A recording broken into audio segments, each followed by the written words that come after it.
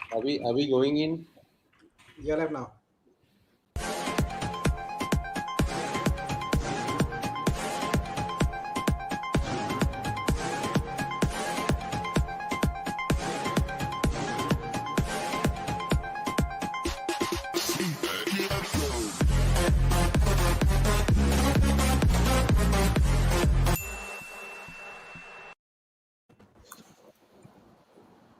Hello. Hello, everybody. Wow, 14 people online already. Join us. Come. What's up, guys? Everybody Full coming house in. today. Yeah. Those of you, if you are already in, drop us a line in the comment section. Say hi. Today we've got Thomas joining us as well. Yeah, What's up, guys? man. Yeah. Hey, Thomas, do you prepare a set of "Dude, where's my car?" questions for us? No lah, don't have lah. This is your show. I just come here to hang out. I see you I guys have share- so much fun on the Monday. I said like, hey, I want to have fun also. So I just want to hang out with you guys. Okay. Actually, the Guys, picture- who wants to see Thomas on a more permanent basis in this show? Type Thomas in the comments. Wow. Type I don't think Thomas. anyone want Ah. what's up? Okay, we have Kokulan here with us. We have Jimmy. We have Kelvin. Oh, and the That's the Land Rover. Defender. That's the Land Rover Defender. Yes. Nice. It's Derek. Hi, Derek. Carlson. Hey, Derek just got a 626, right? Oh, man. nice. Awesome. Yes. Vishalan is with us. Jensen. Hello, Jensen. Aaron Raj. And of course, here, Thomas. Oh, shit off. Isaiah. Oh yeah, I would love Okay, to guys, hang out. help us share the video. Wait for Yeah, more guys, people help to us join. share the Mm. video on your Facebook. Use Kevin. Hello. David. Hi, Oh, David. yeah, I want to share the Hey, video. David. Yeah. Yeah, I got the share on my side as well. All right, let's do it. Yeah, man. Wow, so fast. So fast. VRED 740 LE. Ooh. Oh, yes. Oh, the super big nose. Wow, question already. Do you recommend this and to 2000 Okay, km. there's multiple questions. There's multiple questions here. So I guess before this, the pre-reg is what when they register the car because they want to get a year-end thing done, or because it's a test unit. Yep. How does it work, Bobby? Of course, Sorry. they are the- Okay. So you got the test cars and you've got Yeah. the showroom cars, and it's like pre-reg cars, So Yeah. pre-reg cars, from what I hear, they're not actually test cars, right? They're not. they may be or they may be not. They could have been directors' cars or just just registered cars. Could be test drive cars as well, right? Yeah.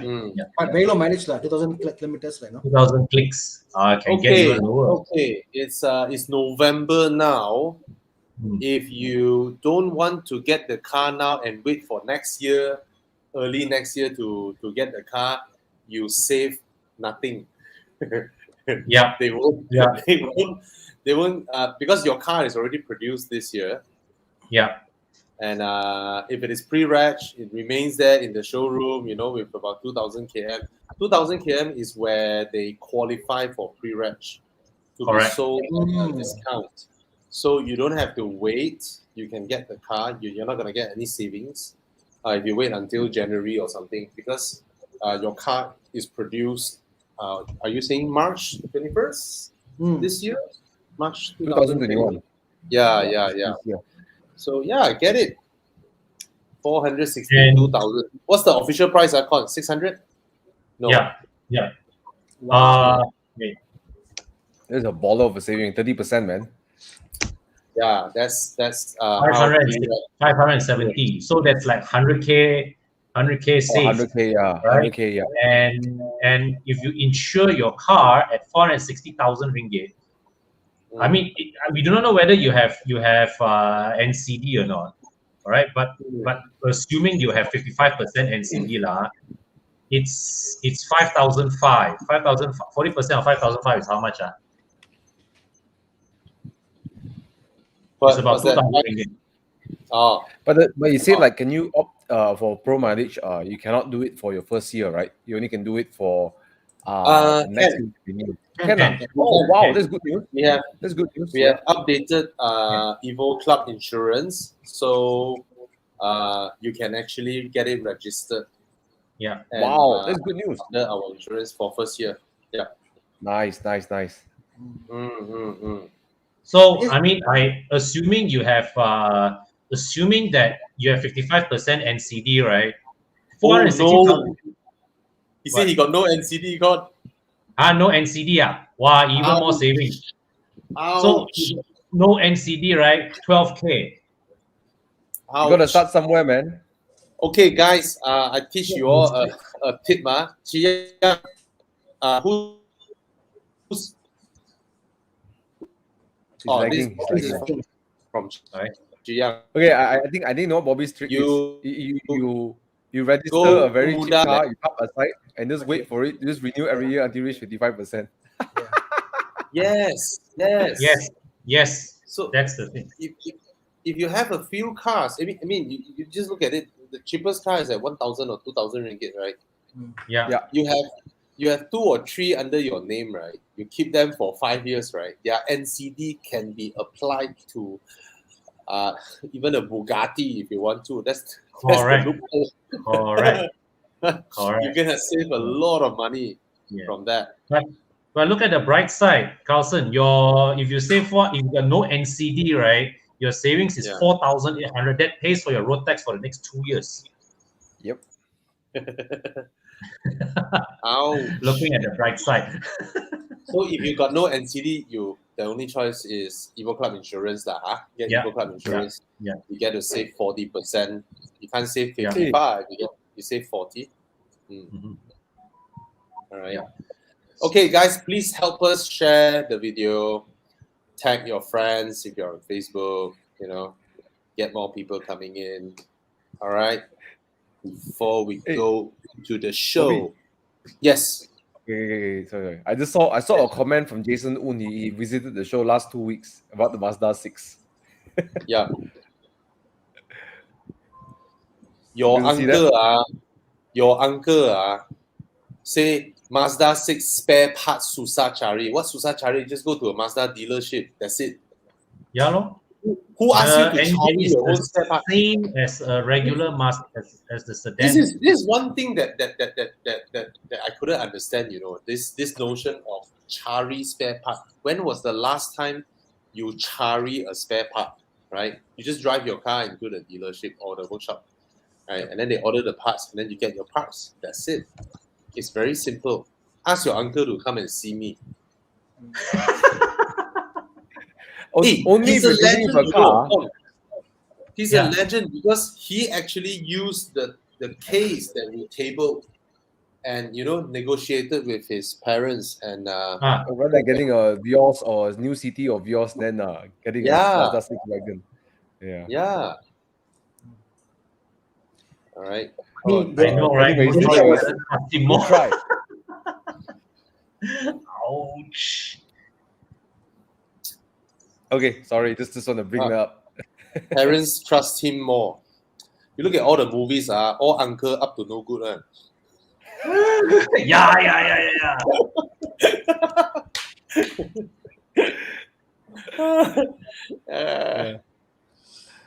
I guess it's always out of context.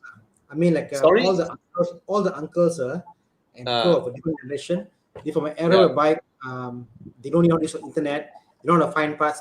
Today, you ask somebody, hey, I want to buy a PCB valve for Passat. They go like, wait, they go to Lazada, Buddha.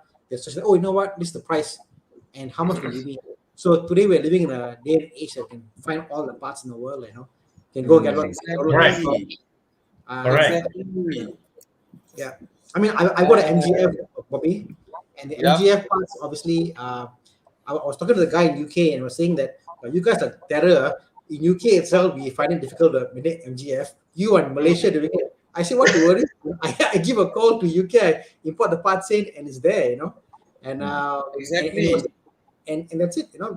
It's not. I think only if you're dealing with a car that is probably like 1980s and before, then you have to worry about spare parts. Okay. I think anything after that, But you probably the thing don't have to is- worry too much. But a lot I of think is that right? If the car was made and sold in reasonable volumes, right?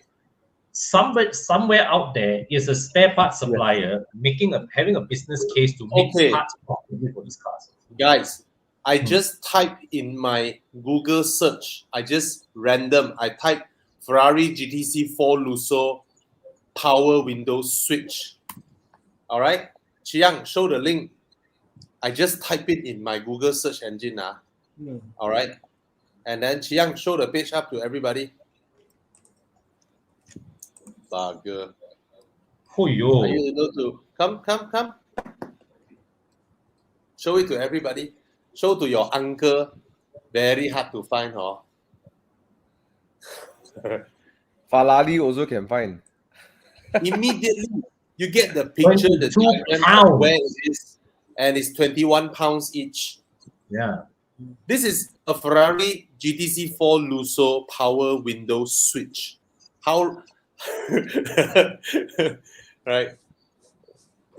I don't understand this thing about Bobby, searching for parts. Yes. Bobby, give you one. Okay, my Porsche Boxster, Boxster, the Yeah. side mirror motor from Porsche itself was something like, I don't know, like 100 plus pounds or 100 almost 200 pounds, like, no, one side, like, that was the whole assembly. But that same thing was produced for a Citroen. For some reason, the Citroen is using the same mirror for the year. So a lot of times the parts are always cross-shared parts. Whether it's a map sensor, all this door handle mechanism, it's crazy, like all shared, like. The door actuator, the door lock for my car, same as in Audi TT. So don't be this one, like. Exactly. Oh, thanks ET watching this from the UK, and Edward said, saw my Hyundai Ioniq review. Just buy only. Yeah, your best decision. Wow, I did went into a Grab car where the Grab driver and said, "Are you Bobby?" Yeah, I bought the Hyundai Ioniq to do Grab. I watched your video. Then I was like, I straight away told him, if you do Grab, you shouldn't spend 100,000 to buy a car to do Grab. You can't earn back that. You could have spent 40,000. But I suppose he liked the car enough that the fact that he can also make money out of it was a bonus. Definitely, if it's his daily Hasbullah. Hi, Hasbullah. Spend so much time. Hasbullah, I have to congratulate you first, Hasbullah. How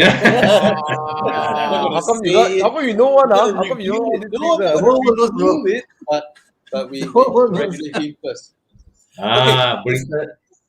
It's not about okay. You say it's expand into spare part business, right? No, our job here in this show is to tell actual car buyers. We want to remove the fear for you all. Be it you are looking at a Mazda wagon or an Audi or a Land Rover, or a Jaguar or whatnot, right? We want to empower you all with the knowledge that we know, and not play on the fear. Medias love to play on the fear and say that, oh, don't buy this, bad resale value, or this one will break down, high cost and all that, or you cannot find spare parts, or don't take a long loan, only buy the car that you can afford with a 5-year loan, all this fear factor actually catches people's attention. That loan part, I will reserve my comments lah. Okay, that one is good here. That depending what car it is like. But Tana, you're not you love pain, Tana. You're not the right. But Tana, but you see, the thing is that, right, Tana, when you tell people to go with a 5-year loan and not, right, you are basing your decision on accounting, on logic, not fear. Not the thinking of fear. Yes. That loan factor is because more of pay halfway through settle the car. It's about exposure, how much interest to pay. More of a financial decision, like, Definitely, Tana, agree with that. ultimately it boils down to the thought process. What leads you to this decision? I mean, put it this way, lah. Cars is a tool. All these cars is a tool, lah. What is it for? If you are, let's say, having a car wash business like Con, let's say, and Con needs to buy a van to the business, and then Con said, okay, my business is there. This van making me money. Then I'll say yes, apply as long as possible because it's about profitability, and you do it. Correct. At the end of the day, 9 years, if it gives you zero value, doesn't matter because why? It made you money. But if you're buying the car, let's say Aston Martin, and you are a normal person buying Aston Martin, you can't afford. You're pushing your dream, your boundaries. Yes, go for it. 9 year loan because why? That's how you achieve your dreams. By pushing your limits. Certain cars have got certain requirements, lah. If the purpose is, then it's fine. Correct. Yes. Correct. Yeah. So anyway, getting back to this topic today was about SUVs. Yes, today is about real SUVs, like real SUVs. I see some questions of SUVs that are not real, like these, HRV. HRV is only an SUV when you go to car wash because you fall under the SUV bracket and your car wash is more expensive. But it's a front wheel drive hatchback. All right. You know what, Bobby, it's a good thing to clear, about this because a lot of people would think that these cars are SUV, and maybe while we're on this show, maybe you can explain to people what deems to be a real SUV. Because I grew up with my dad with Pajero lah, with Defender, with Freelander, and then my maybe it's good to clear this up. What we actually SUV is a very new term, right? Back when we were kids, right? I think we used to call them four-wheel drives. Yeah, 4x4 four-wheel drives. Yeah. It's a cabin or it's open, isn't it? It's like a cabin 4x4 with a cabin, closed cabin, or it's an open flatbed. That's what it was, 4x4. There's no restriction that way. But I guess now the issue is that it's an SUV. It means sport utility vehicle. But in countries where people don't get into sports, and they don't use, so you have multiple utility. I guess what are you using it for, Like in Australia, they go out back, they go surfing, they get stuck in the mud, stuck in the mud, stuck in the sand. They need more sport utility vehicle kind of stuff. Subarus are fantastic there, obviously. But in Malaysia, where do you go? Actually, Tana, the term was created when they want to market these 4x4s into a more relatable lifestyle. Correct. Then they created this term. That's why we need to say real SUVs. Right? Real SUVs. Because the over the years, the term of SUVs has been coined and locked into this form factor kind of car. So no choice. They are called SUVs now. I mean, we can't just go and say that 4x4, in that manner. So sports utility vehicles, which is a lifestyle term, right? But today we want to talk about the car that we drove. Luckily, me and Tana drove it. Con wasn't available. Thomas was away, and Tana, right? That car just to me, a SUV must be a 4x4. Must be built tough. But a SUV is something that if I go straight and I say, there, I turn left, and this was every bit that way. So confident, inspiring SUV, man. I love my Ford Everest, by the way, for the same reason. But it almost felt like 10 times my Ford Everest. You know what I mean? So Everest is really a whoa. Oh yes, we drove the car. And I mean, our first impression is that why do they call it the Defender? They should call it the Destroyer, because it is huge. The thing is that, right? Yep.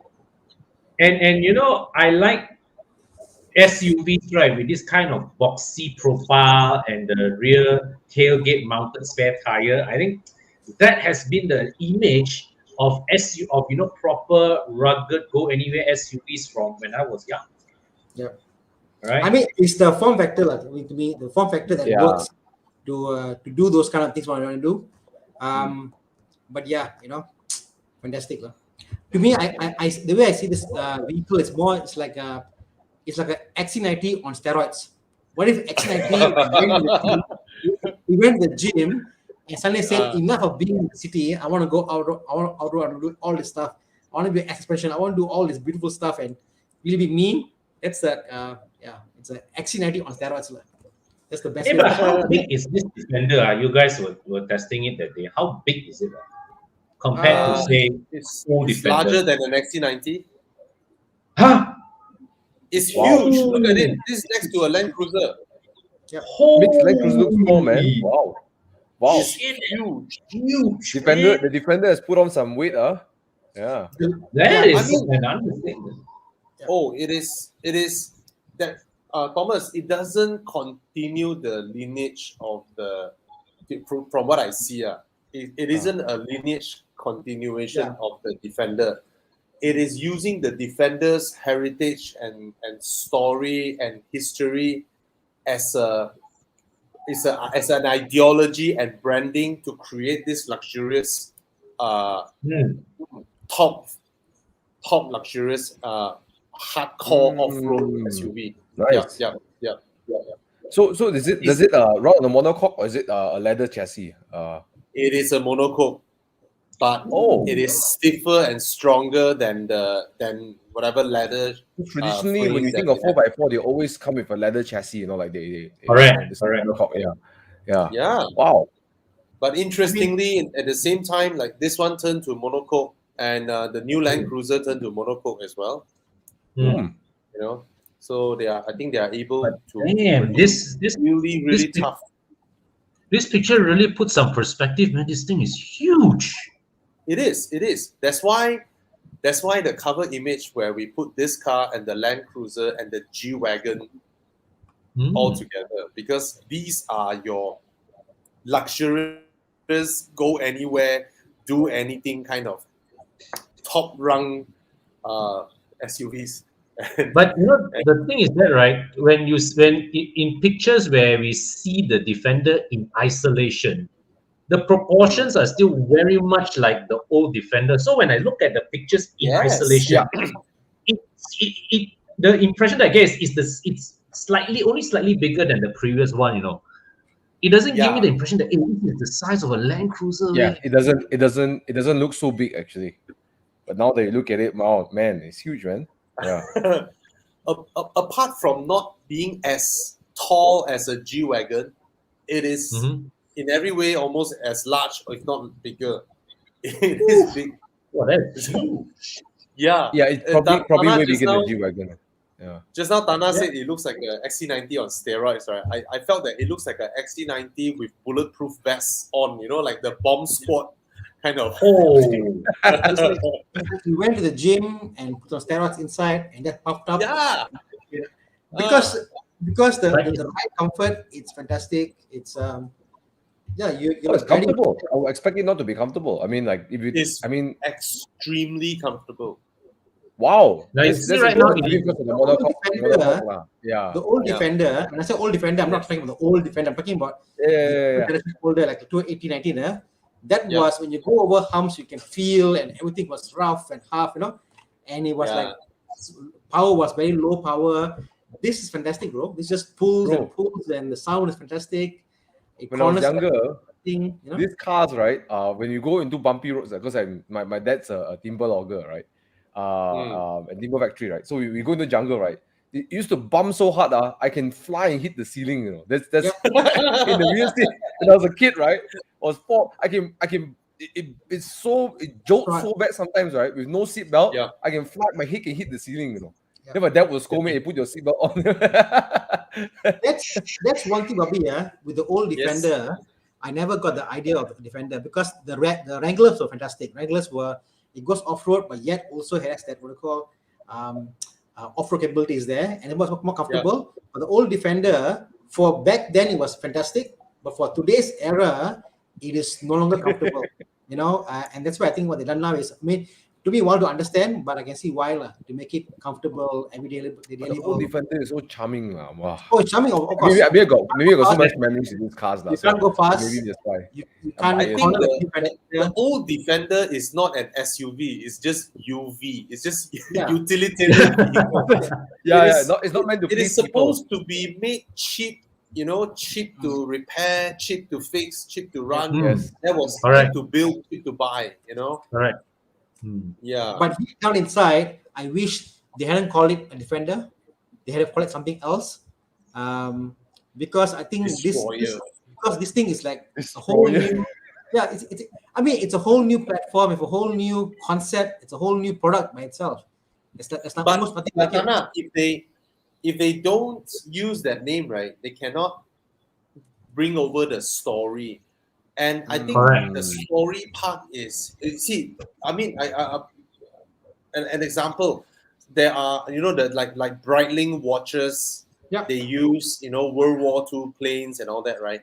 I mean, World War II planes is nothing luxurious, right? True. But it is a story, it is a heritage, an era that carries the meaning, and then they use that as the base to build upon their inspiration for their new watches. So I think that's kind of, they turn what is physically similar to a continuation of his ideology, the story and heritage. I think that's that part I can. But it also symbolizes the death of the old Defender.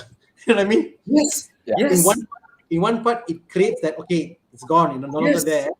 And now if you want it back, this is what you gotta do. And every corner you go to, like Shah, you show the picture of the back corner, the lights there. There's got metal kind of looking corner, the front, everything is like, this is like Defender, Yes. Yeah. Yes. Even the little Chiang, can you flash back the old picture of that green white, the one that you have? No. The old Defender. Just now there's the green one, the light green one. Yeah. Okay. Look at that top little window on top of the roof. The one that allows the rear passengers to actually see out of. They have that in the new one. So it's so cute, when you're sitting at the back, right? You have this little side. Oh, that's nice. Yeah, just to see out from a unique, not just a straight up panoramic, but on the sides. They took the effort to put this in. Cool. And then of course the shoulder line of the car. Look at the flat cut off rear, right? The shoulder line of the car. So what they've done is that they did not launch a successor to this, but they turned the old Defenders into a legend that that modern products can be based on. In a way, I think the old Defender needs to stop, So at least I mean it is no longer, I think, roadworthy for today's roads, because it can't go at a certain speed. Because Land Rover has moved from this utility vehicle to a more luxurious brand positioning, really, with the Velas, with the Range Rovers, with the Evokes, with the Discoveries and all that. Yeah.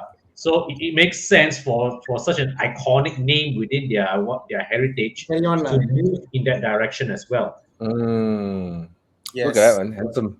I like the old Defender. Yes. But Bobby, honestly, after we came back, I was looking into Muda to see how much was the old Defenders and see how much can I afford them and not. I was looking around because I'm inspired. I'm inspired by the whole expensive, right?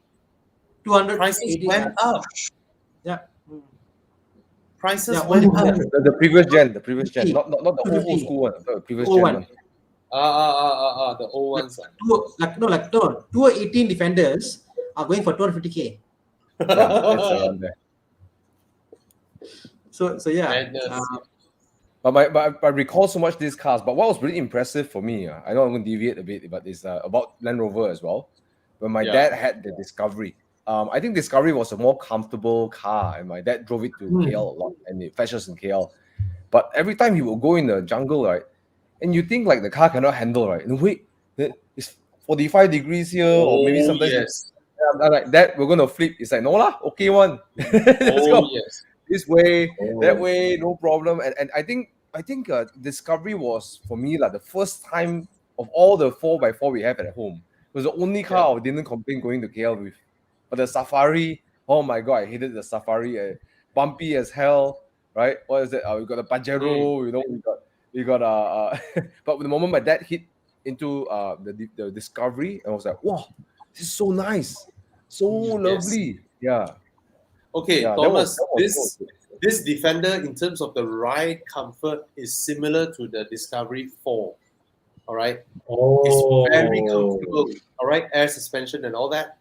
But when you turn the car, it actually handles better than the Discovery 4. It's proper. I think monocoques has progressed so much, that it can. But they did not dial in sporty handling. They dialed in tidy handling. So it's not the type where when you turn, where the car sits on the suspension and it will bop like the Grand Cherokee. It doesn't do that. It just sits and then it just turns really tidily. Like how Mercedes tidy up the new G63, the G-Wagon. The handling, because the previous one was horrible. So they tidy it up. So this car just reminds me everything about the G-Wagon, apart from the fact that it has more room inside than the G-Wagon. Right? It has more room than the G-Wagon.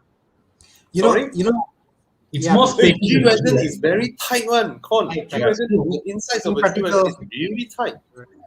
The one thing I like about this car, Thomas, is that everything about the Defender was honest. You know how some cars you put like even the G-Wagon, they may have like leather trim here, what called some the what they call brushed aluminium and stuff. You know, in the Defender, everything was honest. Like for example, like when you get in the car, you know, like the old Defenders, you can see the parts of the body metal in the car itself, in the door bin, in the door cuts.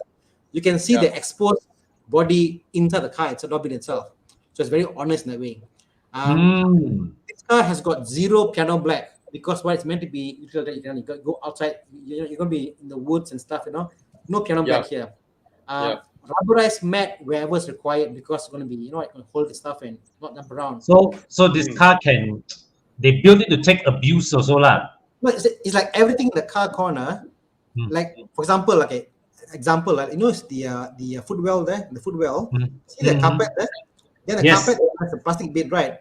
So the whole entire floor is actually rubberized matte, rubberized thing. You know, it's like a full rubberized thing. So you put it inside, you can flush it out back again.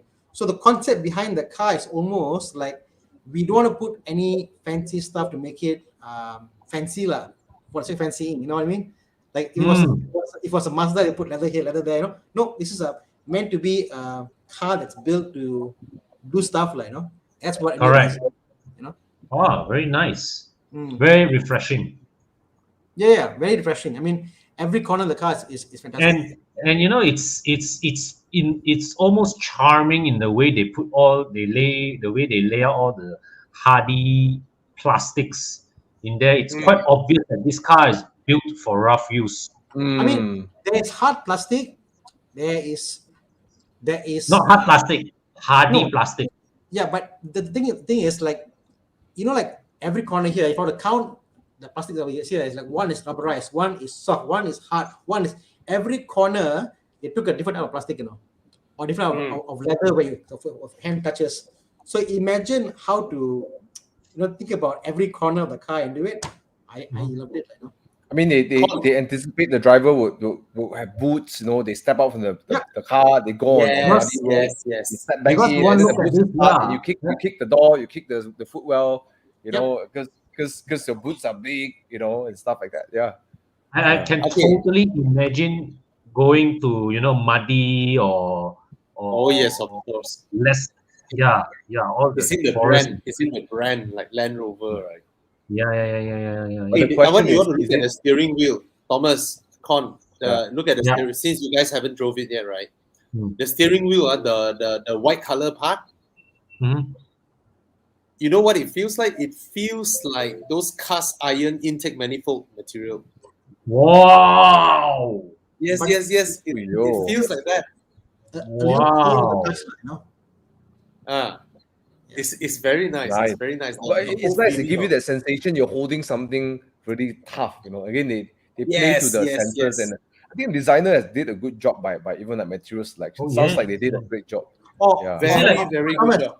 Thomas, tell me, when is the last time you got into a car that's not a cheap car, or forget even a cheap car, that didn't have a spot button? Name me a button? car that you know, a new car today in production that doesn't have a Yes. spot button. This car doesn't have, because it doesn't require you to do all that sport bullshit. It's No. a car that's meant to go off road. There is no spot button, but when you put the foot down, it gives you all its beans.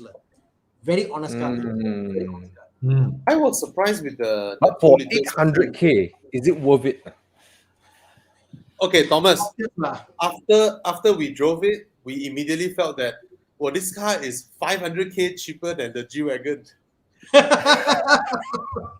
Really, it is in that kind of package, that kind of look and sphere and interior and all that.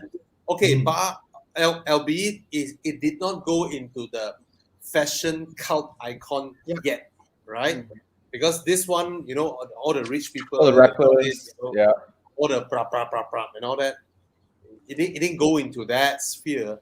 But pound per pound, what it is, what it can do, I think off-road wise, I'll think twice if I'm a G-Wagon. I consider to go off-road against a Land Rover Defender. You know what really annoys me about the G-Wagon? What? Yes. They use a side mirror from a Mercedes-Benz passenger car. It's so mismatched the styling way. They have the option to change, lah. It's so change. mismatched way to the whole appearance of the car. Yeah. Maybe they want to improve the CD figures, Con, because they've been using that, Yeah, that's kind of weird, Yeah, now that you mention it, it's weird. You see, that's what I see. This It looks like the C class, a C class. Yes. And that's what I'm saying.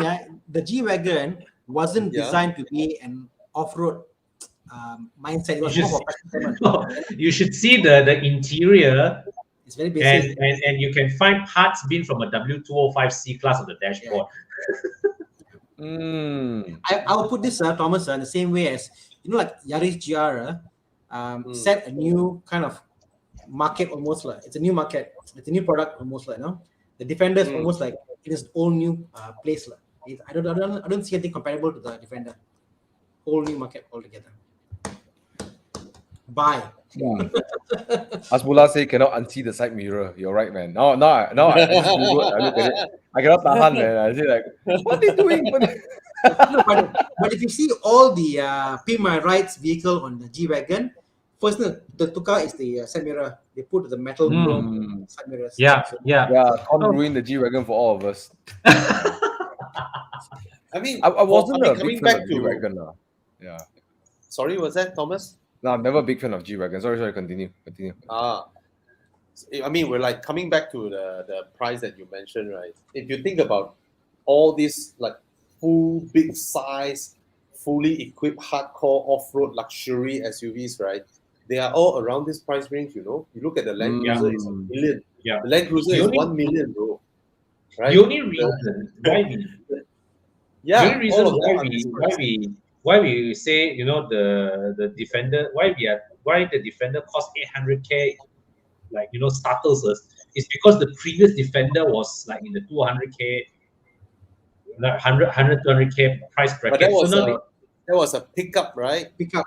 Correct. Yes. So and you can make something empty, kosong, metal, with bare stuff, not luxurious. They will be cheap. Yeah. I forgot to ask a question. Did they fit road tires, or did they fit proper off-roading tires? I think they put off-roading tires. It was like I think 80 tires, I believe. They were not. Okay. Cool. It's 80 tires, right? Yeah, and that kind of tells you what the car is built for already, because in the manufacturer spec the tires with Michelin, latitude or something like that, then you kind of know what you're getting, But No if lah, you're getting Land 80 Rover. tires, then it's built for off-roading. Yeah.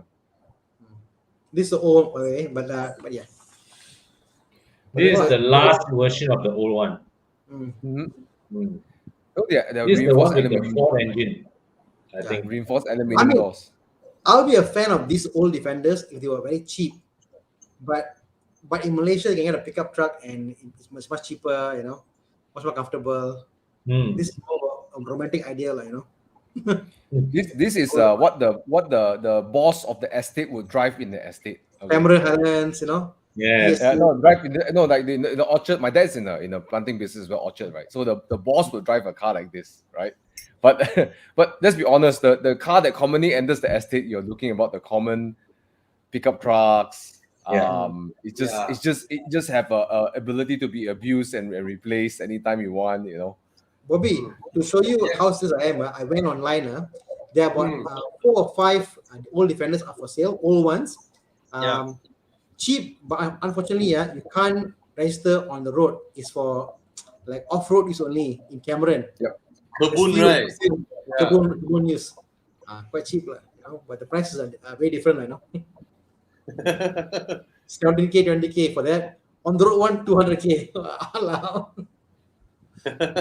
All this you can't use on road, Chiang. Can't use on road. Not for road use. Oh, they use they use it like to fetch vegetables and move fertilizers and stuff like that, lah. Yeah, they sometimes don't even leave the area. Yeah, so you don't never touch the roads one actually. Yeah. Yeah. Run through the pictures that you prepared. The pictures that you prepared of the new the Defender. If anyone has any, have we run through all the pictures already, Chia? No. Yeah. But I talk about off-road vehicles, real SUVs. Yes. If I ever want to get an off-road, because someone asked, right, any plans to get an off-road vehicle, I don't. But if I ever want to, I have a bit of dilemma, I love the Jimny. If you ever enter off-roads, right, Jimnys are like king of off-roads. They're ridiculous. Yes. It looks so cute, right? Like, you drive a Jimny, but when you see all the cars getting stuck, right, and you see the gym, and number one, it's getting stuck. Number two, when you got a steep slope going downwards, all the big cars they're hesitating to go down, and because it goes left turn or right turn, they start we start sliding. You can't control your car. Then Jimny is like, I just go lah. I'm just passing by. I'm just going. Yeah. You need skills also, Thomas. That needs skill as well. Not only, Bobby, because the heavier that the trucks are, the more they'll cut into the mud. So these are very light vehicles. So they just like, okay, I just float. I just go down. Jimny, I see when I was younger, I see Jimnys. But Jimnys, the way they tackle the terrain, they're like, what's the big deal, guys? You just and all the Storm Evo and all the other pickup trucks, like it's like, hey, come down, But the only problem with the Jimny is, I remember those Gen 1 Jimnys, they were like 70 horsepower. So going to the estate, it's a pain in the butt to get to the estate. I've seen Jimnys with 1 JZ engines inside them, man. What's the point now? That's the point. But we have quite a vibrant classic Jimny. I love the Jimnys, even the new ones. The new ones they design is so cute. I love the Jimnys. And anyone of you here Jimny fans, let me know in the comments. But I'm a big Jimny fan. It's so cute. Of course, I like it in like dark gray, olive, or like black color, like super gangster, But Thomas, what? 180,000. Yes, that's the problem too. Yeah. And if you want to take it to the jungle, see, if I ever want to help my dad in his business, I need an off-roader, right? But it's not too bad because I don't go to, if I help him in the orchard business, because you drive to the office of the orchard, which means you have just really rough roads. Technically, a sedan can get you there. Technically, you'll try going there, obviously. Or you can, so mainly if you look at the journey, let's say I go to Labis, I'm going to spend 2 hours on the highway and on the roads. Then only the last 15 minutes, 20 minutes going to the orchard. True. So, and then inside the orchard, you have a car designated to drive in the orchard one. In fact, sometimes you have ATVs, the four-wheel buggies. Those would destroy any terrain. You just, but then rain, you jalat lah, you die with the rain lah. Just get wet only lah, whatever. It's funny you mentioned that, Thomas. Like when we go camping and stuff, all the old LC will follow us. So LCs are like really monsters off-road, obviously, can go and do stuff, hardy 4x4s.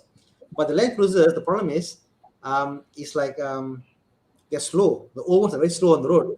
So getting there, they're like, I get you see the pain in the butt. The highway, and they're like, That's why my dad loved his Discovery. The Discovery does both. It gets you there in decent speed. Like that back then they have the 2.2 liter diesel, I think, and then gets there at decent speed, decent comfort, and then in the off-roading, you have nothing to worry about. The angle like this, like that, one fallen log, you just climb over the log, whatever, right? Yeah. Exactly. I want to ask, right? Anybody who has driven like that mode that Land Rover has, right? You turn the dial, you're dealing with snow or sand or rock off road, and then the last one is rock climbing, right? That rock climbing mode, when you go in, right, the whole car just goes like super torquey, and then the wheels are geared to just move so slowly, and then it can just climb things up, right? That is a crazy mode. That is a Land Rover technology that I don't see other cars having implemented. I mean, I think 4x4s, you just lock it, you lock it in place and you go. So I think there are some modern 4x4s with the technology is there.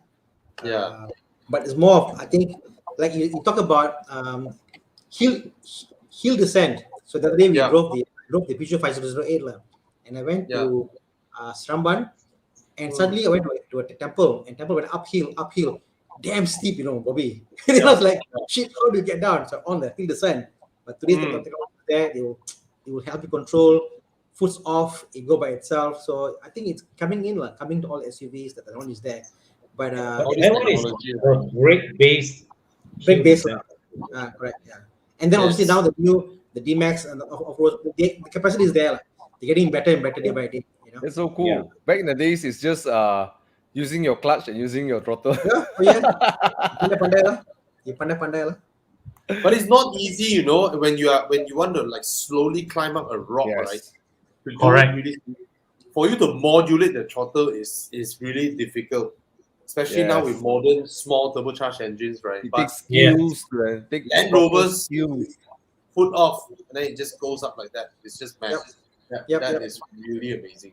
From what I understand, why Land Rovers are so amazing off-roading is, number one, the chassis, but number two, also, I heard the transfer case is amazing. The transfer case, there's another component that makes a real SUV a transfer case, not just no. And the prerequisite, the prerequisite, which is the approach angle.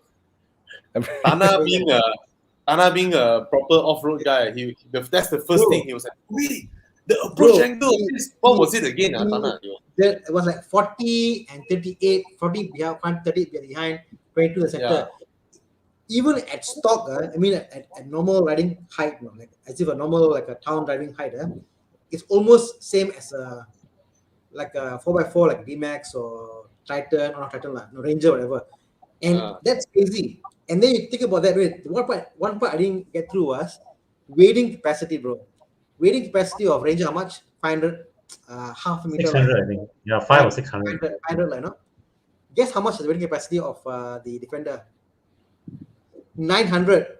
Wow. And the best part about this, 900, and on the door, they've got sensors, When you go above, I think 400 meters, it will sense that you are in water. On the display, it will give you an indicator how deep you are. Wow. Oh, the technology part is crazy. Yeah. 1 meter means like 900 is like 1 meter means I can go anywhere basically. Yeah. Crazy, man. When the flood water rises, you're not scared. I don't care about motorized. I'm talking about river crossing. River crossing, you get there, and it's fantastic. We were driving, and then we saw like a small ramp on the side. We just decided to go out there and then go up to like a little bit of off-road there. When we were coming down, that's when we really feel that's where the technology comes in. The ramp is small. So when we go near the ramp, right, to go down, right, the whole front end of the car already blocked our view, And that camera view that you can see through the bonnet one, wow, that was amazing. That one very good. Very good. And there's another thing, Con. Remember when we do all the off-road driving when our cars are like that, right? When our cars are like that, going uphill. Remember sitting in the car, all we can see out of the windscreen is the sky. The sky. All right. Yes. That's a very scary feeling. You do not know where your cars are pointed. When your whole windscreen is just the sky, you have zero idea where are you pointing.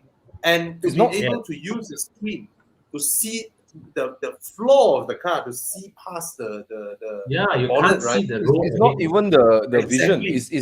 It's the way your body feels, right? Like the weight is on your back, Then you're wondering, like you lose like like you have you ever like spin so much, like someone spin you so much, and then you feel disoriented. Actually, 4x4, in my experience when I'm younger, that is the sensation in 4x4. You're like, what is happening in the car? And then my father be like, okay lah, Yeah, the other thing, Bobby, is like I go off-road also myself, my family. There is a concern because when we're going off-road, I can't see the road, for example. So someone will go outside with a walkie-talkie and tell us, okay, turn left, you are now close to this, whatever, a bit more, whatever. And also, so you can't see the road. With this, you can actually on the camera, you can see the road exactly where you are. You can see where exactly your tires are on the road, not off the road. It's so good. I'm thinking, how do I get from my Everest, because it's a fantastic. Well, that one requires very, very extensive calibration one.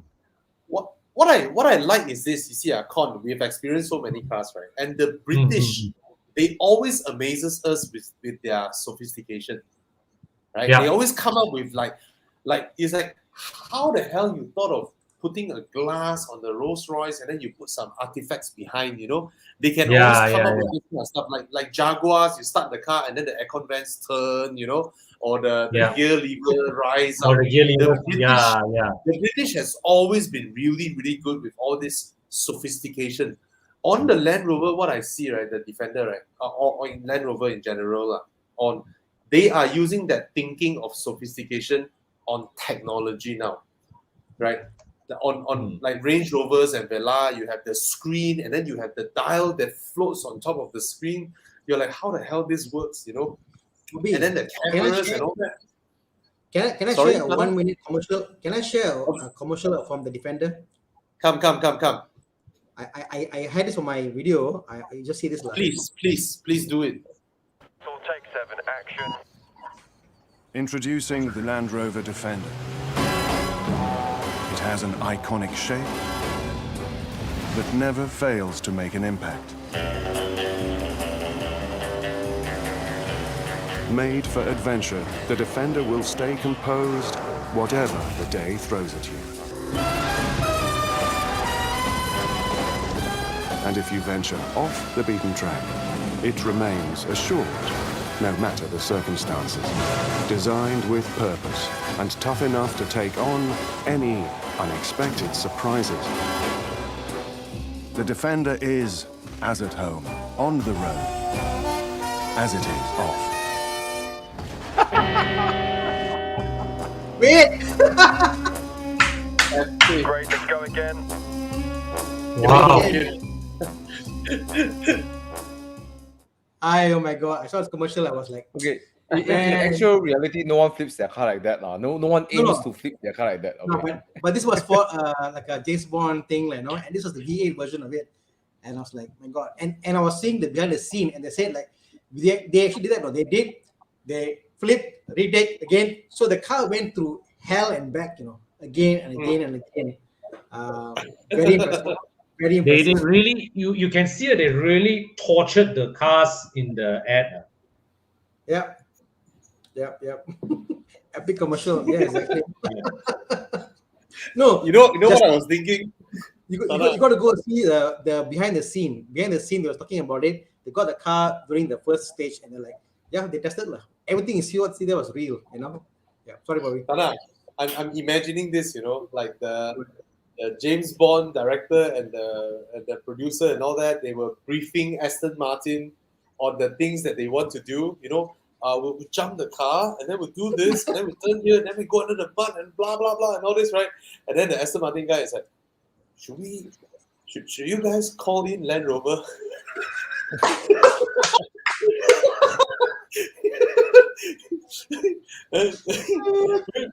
we don't think we wanna bring the DBX through all these things. We don't think the Valhalla will do that lah. We keep it there for show lah. On the DBX.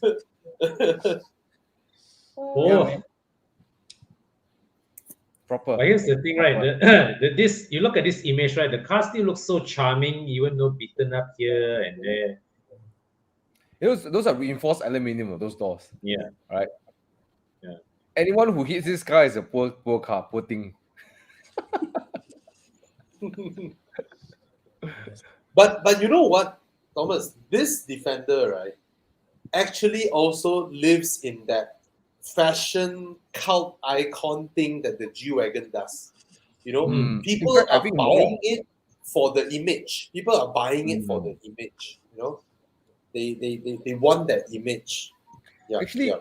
Actually, you think about G-Wagons. I don't know. I don't know much about G-Wagons, but I feel maybe because I grew up with Land Rovers, right? I feel that Land Rovers got more heritage in, as a utilitarian vehicle than G-Wagons. Of course. Yeah. So in that sense, it has more heritage than say a G-Wagon. Because this is my opinion. And you're right. Now that you say, I ask 800K, is it worth it? If it's a luxury, it's not luxury. It's not luxury, That's the thing. It's not. I won't call it luxury. It's more of just badass, go anywhere kind of vehicle. Yeah. Hold on. What I'm saying is that okay, if I want to spend 1.2 luxury, of course you won't think of a Defender, right? You think of get a Cayenne, get a Macan, whatever, right? XC90. But if I want a car that if I want to buy a G-Wagon, right? Let's say my budget is G-Wagon, then of course this is a very good buy because it has more heritage. But I guess it's subjective. I feel the G-Wagon is better looking.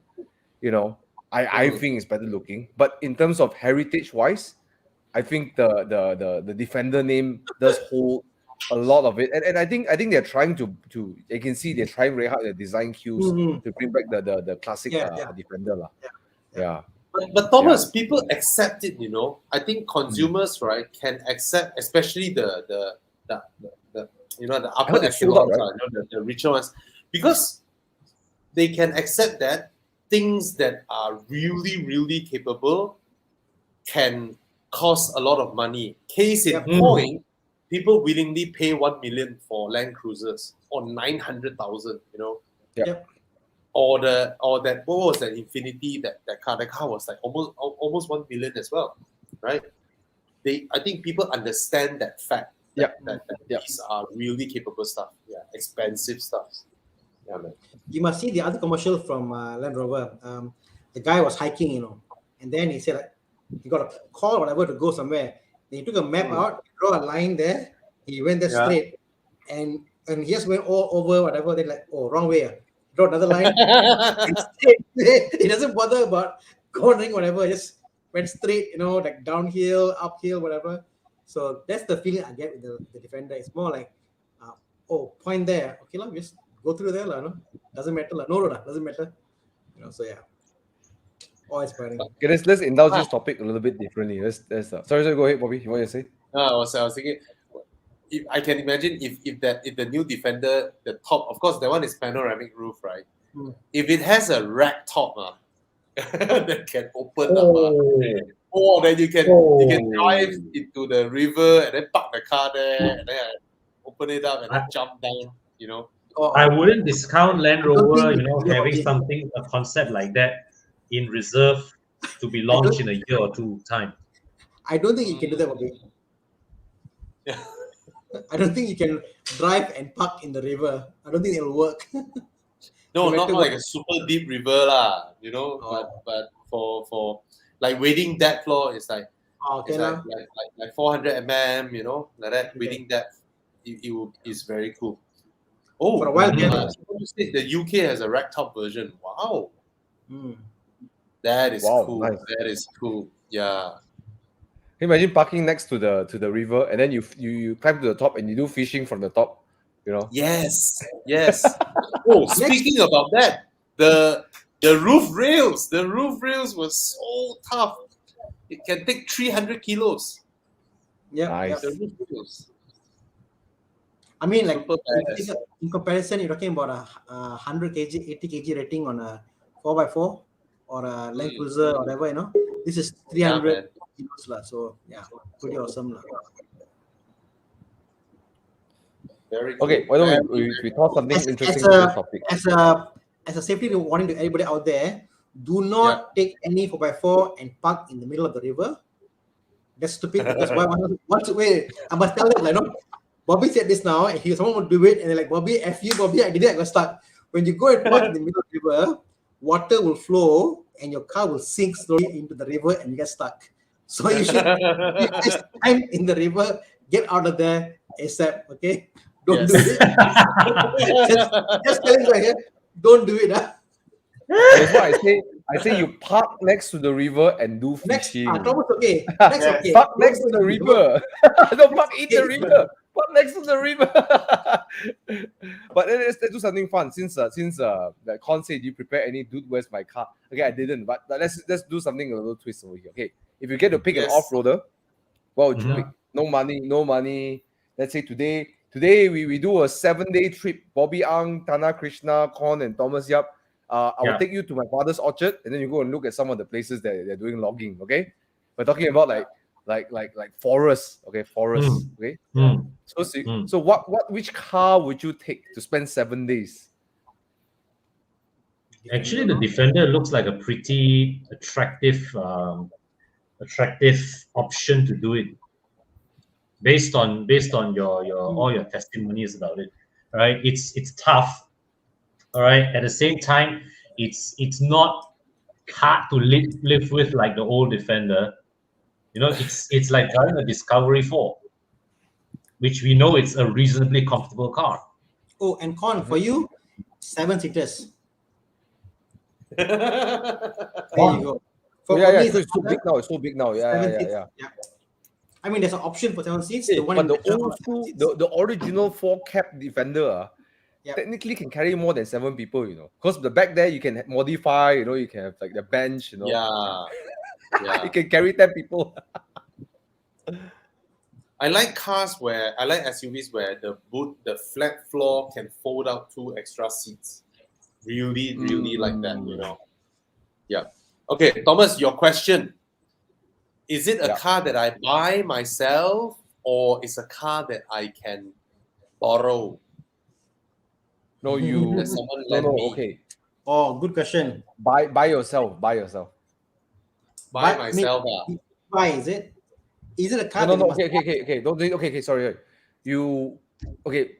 You like let's say. Okay. For example, let's say we do. Okay. Like Grand Tour. Like Grand Tour, right? Someone says, okay, let's do a film, and then we want 4 of you guys to pick a car, and then we sponsor the car. I just want you to do a film, right? Okay. So which car? Then after that, it's up to you whether you want to keep or not. Then after the show, you finish. You want to buy the car, you can buy. Like Jeremy Clarkson, he buys back. But it's a car that we must be able to buy, lah. Must it follow our? Sorry, we're going a bit specific here. Specific, yeah. Because why not object? Everybody pick Defender already, and no more discussion already. But no, because right, if someone else is lending me the car to trash it, I'm gonna go with a Cullinan. Bobby pulls a Jeremy Clarkson. I want to destroy a Rolls Royce in a farm. Well, as you can see, my idea is obviously to not destroy the car. DBX, something like that. You know. I thought Bobby would say DBX because he's like, I'm going to spend 7 days away from my Aston. I want to feel like an Aston. You got to be able to sleep in the car. You got to be able to with the kids, you know, carry things. You got to carry stuff on the roof, Bobby. You know, So for me, I'm thinking of 7 days, self-sufficient. I must have water, camp gear, I must have, so yeah. Cullinan.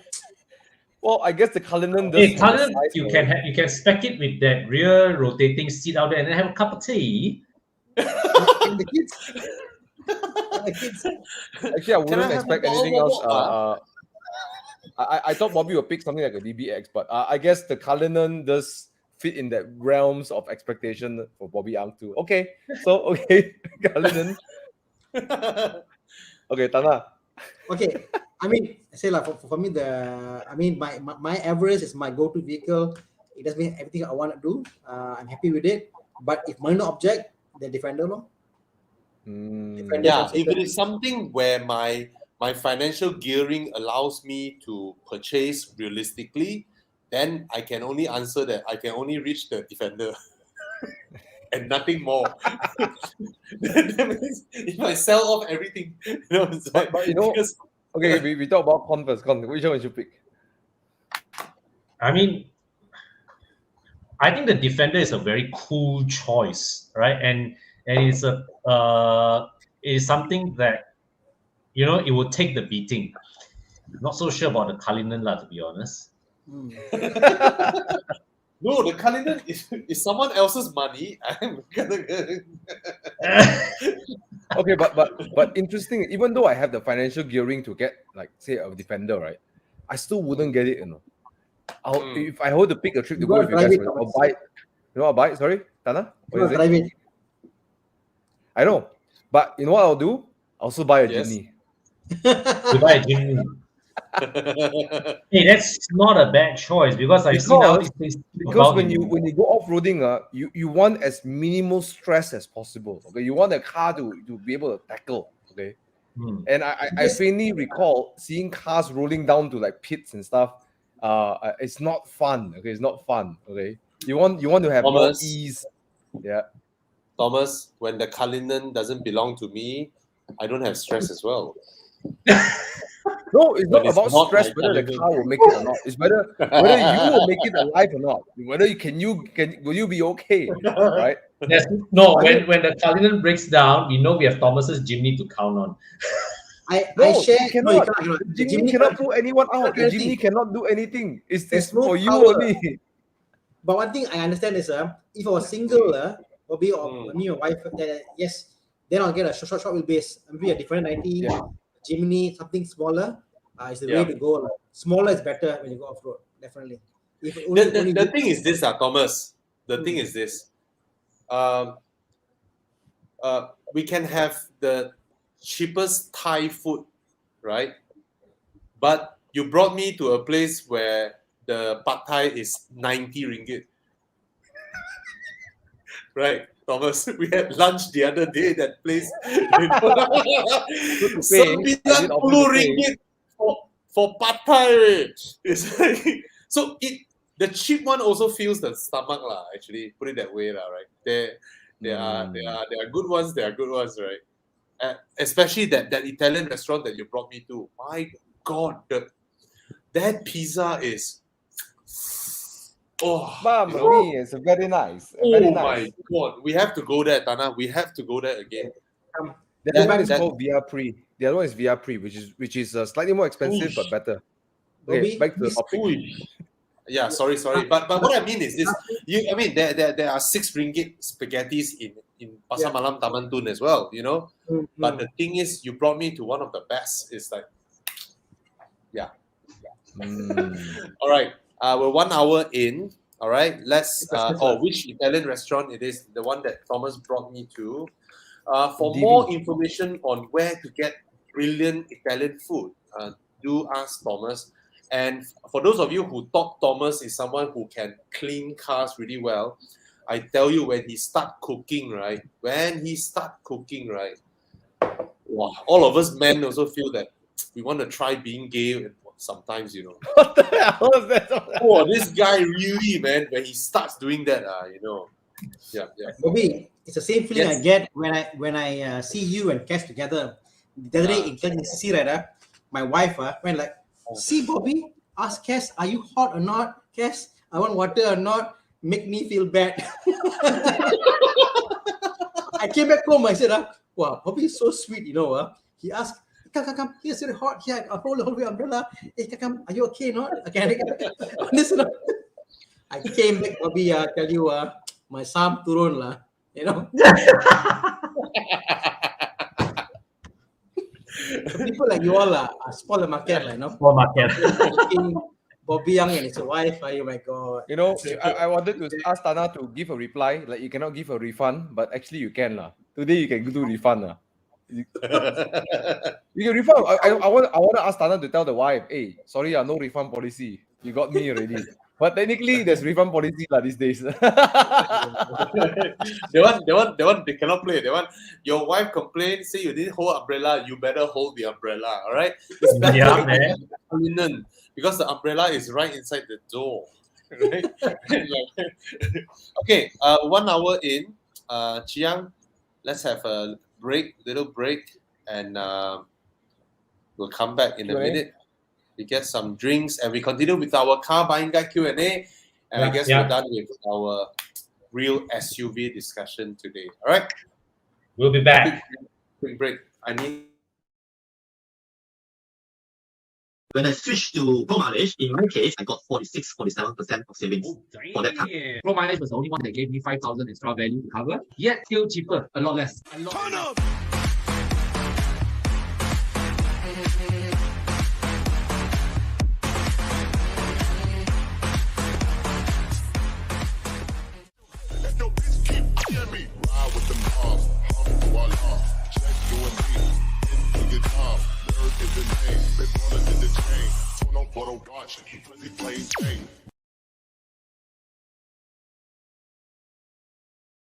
Oh no, I saw my BMW's old color. Yeah, I must say, bro, the color looks really nice in person. I mean, when I first saw the pictures, I was like, yeah, it looks so jang, you know, like, but actually looks really nice. Really nice. Congrats, man. Thank you. Thank you. And who else have gotten no drinks at you? I drink water. I'm fasting today. You. Oh. Yeah. Why lah, Thomas? I thought you told me fermented wheat is healthy. I didn't say that. Okay, for those asking just now, this is my water bottle. It's my water bottle. Water bottle. Water bottle. A bottle of water. You know that you saw that guy. That's funny. A bottle of water. Like a cup of tea, some coffee, some water. A bottle of water. All right. What were we showing just now? Oh yeah, a shout out on Wednesday, the finale for E1 Racing, the racing series that we from Evo Club Insurance is so proud to sponsor. And yeah, go watch it. All right. Silverstone. This week they are racing in Silverstone. Oh yes. Legendary. Silverstone. Oh, what was it? You know, the track name is Silverstone, right? Yeah. And then the first brand with the stone word, first tire brand with the stone word is actually Firestone, right? Yeah. It was Firestone, which is a US brand, right? Yep. Yeah. And then the Japan one copied the name Bridgestone. Yeah. And now Bridgestone is the #1 tire brand in the world. That if people don't know, it's #1. It is by far #1. Really? Volume. Wow. Yes, Wow. yes. And Hey.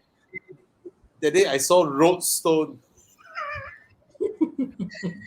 You know, many years ago, when I was a fresh grad, right, I went for a job interview with Bridgestone before, but not the tire company. You know, the Bridgestone brand. You know, like how we know about Continental, like tires are only account for like 20 or 30% of their business. Man. Bridgestone also the Bridgestone company? brand also. Which company? Bridgestone. You know, I was saying like how Continental. Yeah. You know, they also make industrial conveyor belts. That's one of their main business units. And you know the jetties, those rubber at the side of the jetties one, to prevent the ship from hitting the concrete. Bridgestone makes those. What's amazing is Continental tires only account for 20% of the business. Yeah. That is crazy. Crazy. The tires is only 20%. Yeah.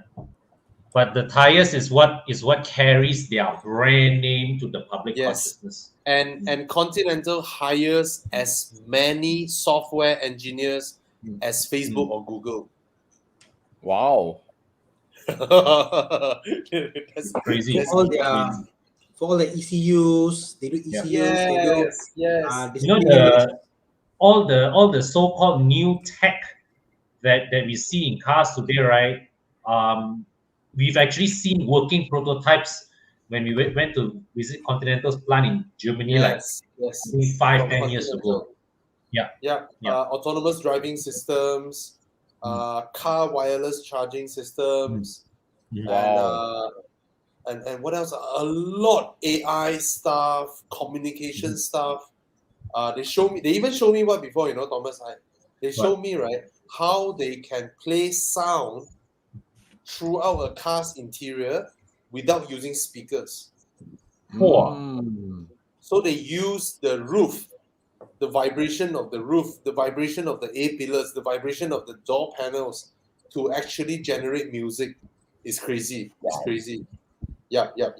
They also show me a soft touch plastic material for in-car interiors, right? That can light up. That means they can make certain parts of that door panel light up in color, light up in different colors.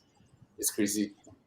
Well, they know how to hedge against the future. They know that they can't just because they are working together side by side with the car makers to develop the tech together. It's crazy. It's crazy. Yeah. Of course, Toyota actually, when they put the Land Cruiser, is to follow the name of the Land Rover. That's obvious. Wait, who found this picture? Yes, that's exactly what I experienced when I went to Continental. Nice. Oh, this one, Theophilus. Bose created. It's like a very interesting company to invest with. Oh. Yeah, Continental. Yeah, I need to learn all this investment, all this stuff. All right. Sorry, guys. Okay, the first question. DV Ristorante is really nice. The other one that is really nice, I can check it out. Okay, if you want good pizza, right? You want very classic DV Ristorante, and then Viapre, VIAPRE, Viapre. But if you want more modern but really good stone, like stone oven pizza Empire in Heritage Row. Serious, ridiculously delicious, ridiculous. Yeah. Where is Heritage Row? Heritage Row is behind Sheraton Imperial. That used to be a very happening clubbing spot, man. Yes, I remember when I was young, we used to go to this club called Mason, and every other girl in the club is a jailbait. It's a what? Jailbait. It's basically what Rachel was last week. Wait, okay. Wait, Rachel's 21, right? As of today. Oh, happy birthday, Rachel. So yeah. Oh, okay. So it's Rachel's birthday today. Yeah. Yay, happy birthday. You guys so happening, all the pictures and stuff. I was eating mala with my parents. You know, happening there. Okay, guys, let's have some questions over here. Questions. Let's go to car questions. Okay. Expander, is it a good SUV or MPV to buy for the purpose? I think I love it, except for the rear seat issue. Yeah, you highlighted that before. One thing that positively surprised me about the Expander is the handling. And how it actually does not feel underpowered with the 1.5 engine. So mechanically, it is a surprisingly well sorted car. Okay, so we got Leonard Chin over here. He spoke about his GTI Mark 7 last week. Yeah, he passed the previous with flying colors. Congrats, bro. Congrats. Great choice. Okay, moving on. What else you got? CRZ as a used car. What do you think? It is endurable for starters. Mm. But I want to highlight. Why I not? want to highlight this question actually. Yeah. 2-3 years for the second-hand GLA 250 or second-hand next gen X1 for updated tech or second-hand XC40 now. I just want to say XC40 second-hand value is actually rather good. Yeah. It's actually rather good. The cheapest XC40 that I can find now is 179,000 ringgit. Listed for 179,000. Oh. The same age BMW X1 can be had for from 153,000. And the XC40 has that Mini Countryman vibe, you know. It has that premium lifestyle-ish vibe. It doesn't feel you cannot afford the one, like X1 feels like you cannot afford the X3, but the XC40's execution is so different from the XC60. There's a fun factor to it. Correct. Yeah. You know, and the thing is that you get that feeling, like what you said before, when you go to a lower range Volvo, you don't get the feeling that they are pulling their handbrake so that this car does not overshadow the one above. Yes. Every car at every price point, they give you their best. Yeah, actually, this was a very strong consideration. My dad actually wanted to buy a X70 Proton for my mom, selling the Mondio and stuff. I'm like, Dad, why are you getting what is it? I say, I'll help lah. We get a XC40 or 60, but when I was explaining to him, when you get the XC40, it feels like a quality item. It really feels like a quality item. It's worth buying. Yeah. Okay, for Sean Tan, for women, they look great in minis. I have to say that women look sexier in minis. I just somehow felt that way, when you go into the car, all the switch gear and all that, it just feels really, really nice. But is Thomas sexier to drive? Sorry, Thomas. So is Thomas more sexy when he drives his mini? I have to say yes. Kidding, more so than Bobby in his Fiat. Thomas maintains his very says he's organized a weekend SUV drive. I don't have one. If there's a weekend, we can get an SUV for Bobby from any car manufacturer. We'll do a SUV drive. Weekend SUV drive, Bobby. We'll do somewhere. Hey, Tana, my RS6, right, with the highest suspension setting, right, I have almost the same ground clearance, maybe slightly even more than the HRV. No, but the thing is, would you want to bring that into Pebble Road and scuff your tires up, rims up? I did. And then there's a weird sound coming out from my carbon ceramics. Would you do it again? Do it again, right? And my carbon ceramics, if I need to replace all of them, it costs as much as a HRV. Okay, so we got one from the new Staria. What say you? The new Staria, it came out pretty pricey, but I guess it's all eye-catching for sure. Yeah. Look, I applaud Hyundai's strategy. I really applaud, because they cannot do the same shape. Because if they do the same shape, right, like the Starex, right, whatever you call it, Starex, right, people will call it an Alphard. They'll call it a Velfire, right? No one calls it a Starex. Everyone's like, this Alphard. No, it's a Starex. So I think Hyundai is doing a smart move. They're trying to make themselves look different than other people. Seriously, guys, if anyone sees a Starex, they will call it an Alphard. Okay, a common man will call it an Alphard. But you see a Staria, it's like, it's a Staria, you mother. It's a Staria. In your face, I like what Hyundai is doing to their designs. Chiang, I thought you were trying to show a picture of the Staria. Yeah. Actually, in the car making world, right, when you have cars from totally different categories, right, you really don't need to have family design language. Yeah. Okay, BMW, if you are watching this, sometimes you don't need to. Yeah. You look at this Staria and then you look at the new Sonata. It's like, can you even? Is there even a need? One for you, Bobby. Yes. The new Mazda BT50 was launched and they announced it. and it's based Yeah. off the Isuzu D-Max, obviously, And Yeah. I'm looking like, why must they follow the same Mazda language on the 4x4? Those eyes, I mean, on a 4x4, I don't know. I find maybe if they chose the old CX-5 design on the new BT50, maybe it look better. The bigger eyes. But yeah, it looks beefier. So yeah, so you don't need to follow. Cars doesn't have to be the same looking across the range. Exactly. But I think I have to really give tribute to Isuzu, because Mazda took the whole D-Max interior, lock, stock, and barrel, and jalan. They didn't even do that with the Ranger with the previous gen BT50.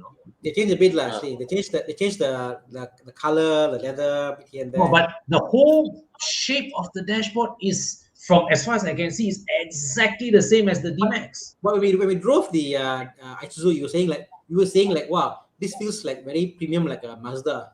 It felt does. like and then so Mazda like, oh, thank you. You do the car like Mazda. Thank you so much. No work required.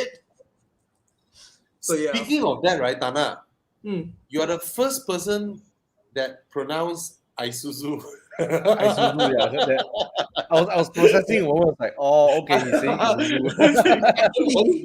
Actually, it's pronounced Isuzu. Sorry, Isuzu. Isuzu, yeah. Isuzu. Yeah. No, it's trying to be American. It's Isuzu. It's like Mazda, right? The Japanese call it Matsuda.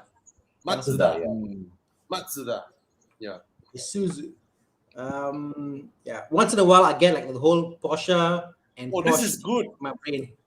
Hey, sorry. Theophilus said the Staria, you put an Apple logo and it's a Macintosh car. Yeah. It does look like it. It doesn't look the That's part. a Macintosh design. Exactly. But you know what? Kias and Hyundai's have been really good over the last. I mean, okay, maybe I wouldn't say all cars, but like the SUVs, right? Santa Fe, yes. Sorento. Oh, my dad's a Sorento. He loves his Sorento. Like he cannot stop talking about how happy he is with Sorento. The previous gen Santa Fe, the 2.2 CRDI, great engine, easy to take care of. And then recently I just cleaned up my Kia's, my father's Sorento. It's so done dirty, it's muddy everywhere, it's greasy everywhere. But when I drive it around a few times, it's like, yeah, you're right. Like for 180,000 ringgit, 7-seater, it's hard to beat. But it's sad because in Malaysia it's not really well sold. Yeah. In America, actually, the Santa Fe is. I always feel that Hyundai brings out their A game with the Santa Fe. Yes, they do it very well. I have never reviewed a Santa Fe that disappointed me. I always feel that the way they market Hyundai in Malaysia is wrong. They market it like as if it's a cheaper option or better option, but not as what I call being just better. Because like even my friend is also an engineer. She does off-road sites and stuff. She got a Santa Fe and it's really hardy, And in America, my friend who's American came down to Malaysia, and he like, I want to buy a Hyundai, and it's like, why? Oh, it's actually well built. I was like, yeah, but you buy a Hyundai or Hyundai, what I call, the price will drop, or it doesn't matter, but it's quite reliable. So his perception is the Hyundais or Hyundais are actually quite reliable, but Malaysia, the way in Malaysia marketing is actually poor. They're not looking at how reliable it is. They're not, in fact, how strong they are, how well built it is, how they can go off road and do stuff in the MPVs and the SUVs. I think it's sad. It's sad. Oh, actually, the Korean cars are pretty reliable, no? Yeah, I have one. They're more reliable. Statistically, their reliability rankings are higher than the Japanese. And my experience is that they are all super well built. Very, very well built. Yeah, and there's something to be said about that too. It's not just the engine, but the ergonomics is really good too. The ergonomics, the way the things are placed, the dashboard, everything. It's not like like they don't give you the big shebang like lights everywhere. It's calm, it's nice, it's familiar, and they don't do it like it's the dashboard doesn't feel cheap, proper, nicely Yeah. And just wondering, like, why these cars not sell so well here? It's so sad. It's a quality item, Yeah. And the chassis is good, like it's not sporty, it's tidy, like it's tidy when you drive the car. It's easy to drive, doesn't complain, makes the long journey easy. If a family that wants a 7-seater, the Sorento is a strong offering. A Santa Fe is a strong offering for around 200K. Like the Tucson, the Tucson is so cheap now. The shape is so modern and it's so cheap for what it is now. The only time that Korean cars really, had a boost, right, really did well was during the 2010 to 2015 period. Sonata YF. Yes, that was when we saw that, both Hyundai and Kia, they were gung ho in their design, and the local engineers were empowered. That went over? Yeah, and consumers reacted to that. What? Was it the Silva that went over? Yeah. The Silva was after. No, it's not De Silva. It's Peter Schreier going to Kia. Walter De Silva, after Volkswagen, he ran his own design consultancy. Sorry, I interrupted. Because I he's designing women's shoes now.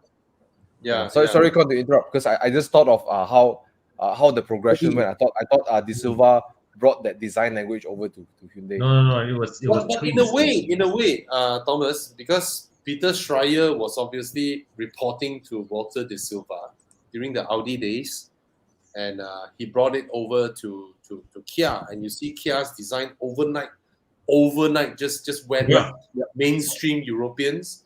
Hyundai was a bit adamant in having their own Korean designers and all that for a longer while.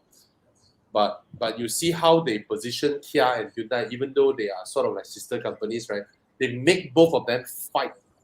They fight like Honda and Toyota fight, That's how the fighting improves one another. So crazy strategy, It's not like Malaysia, right? Like, Proton, you cannot make small cars. Broda, you cannot make big cars,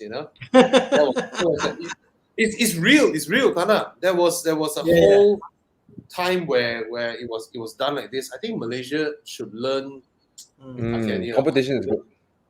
Yeah. Should we what the two cars I like from Kia, the design language is, of course, the Sorento is what I like, but I think the Picanto is so darn cute. Love the Picanto. Okay. Question about the CX-5. Is the 2.0 engine underpowered? No. I mean, my mother has one of these. It doesn't feel underpowered, and the transmission is smart enough to respond well to your driving and reacts quite well to your throttle input. So it never feels underpowered. Okay. It never. Kia Rio. My mom has one as well. My mom has a CX-5 as well. Korean. Kia Rio, automatic, 50K for 2018-19 model. The Kia Rio. What's the new price? I think it's around 80 something. Kia Rio is the hatchback of Forte. Yep. Okay. Yeah. Is okay. Very decent car. Very decent car. 78K. A bit underpowered, but very good, decent car. Yes. I mean, it's like if you buy, let's say, a Vios or Altis, you're looking at an older 260 model for the same price. Here it's a newer car, most still under warranty also. Yeah. So to me, financially, that's also a plus point under warranty. But the thing with the Rio is that, right, it's a heavy car and it's running only a 1.4 and A engine. So it does feel a bit underpowered. But otherwise it's a very well sorted car. Yeah, Rio. Okay, let's move on. Just new launch GLA and A-Class. So Bobby, you were there. So which is better, CBU or CKD? I think Con was there, right? I was there. Actually, from the CKD, they dropped a bit of kit.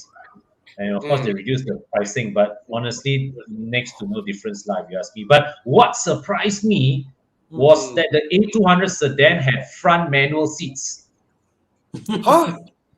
They only had electric seat adjustment for the driver. A200 sedan is for people who used to drive my V and then they do insurance. Sorry, not. I love you guys. Oh, hustle, right? Hustle, right?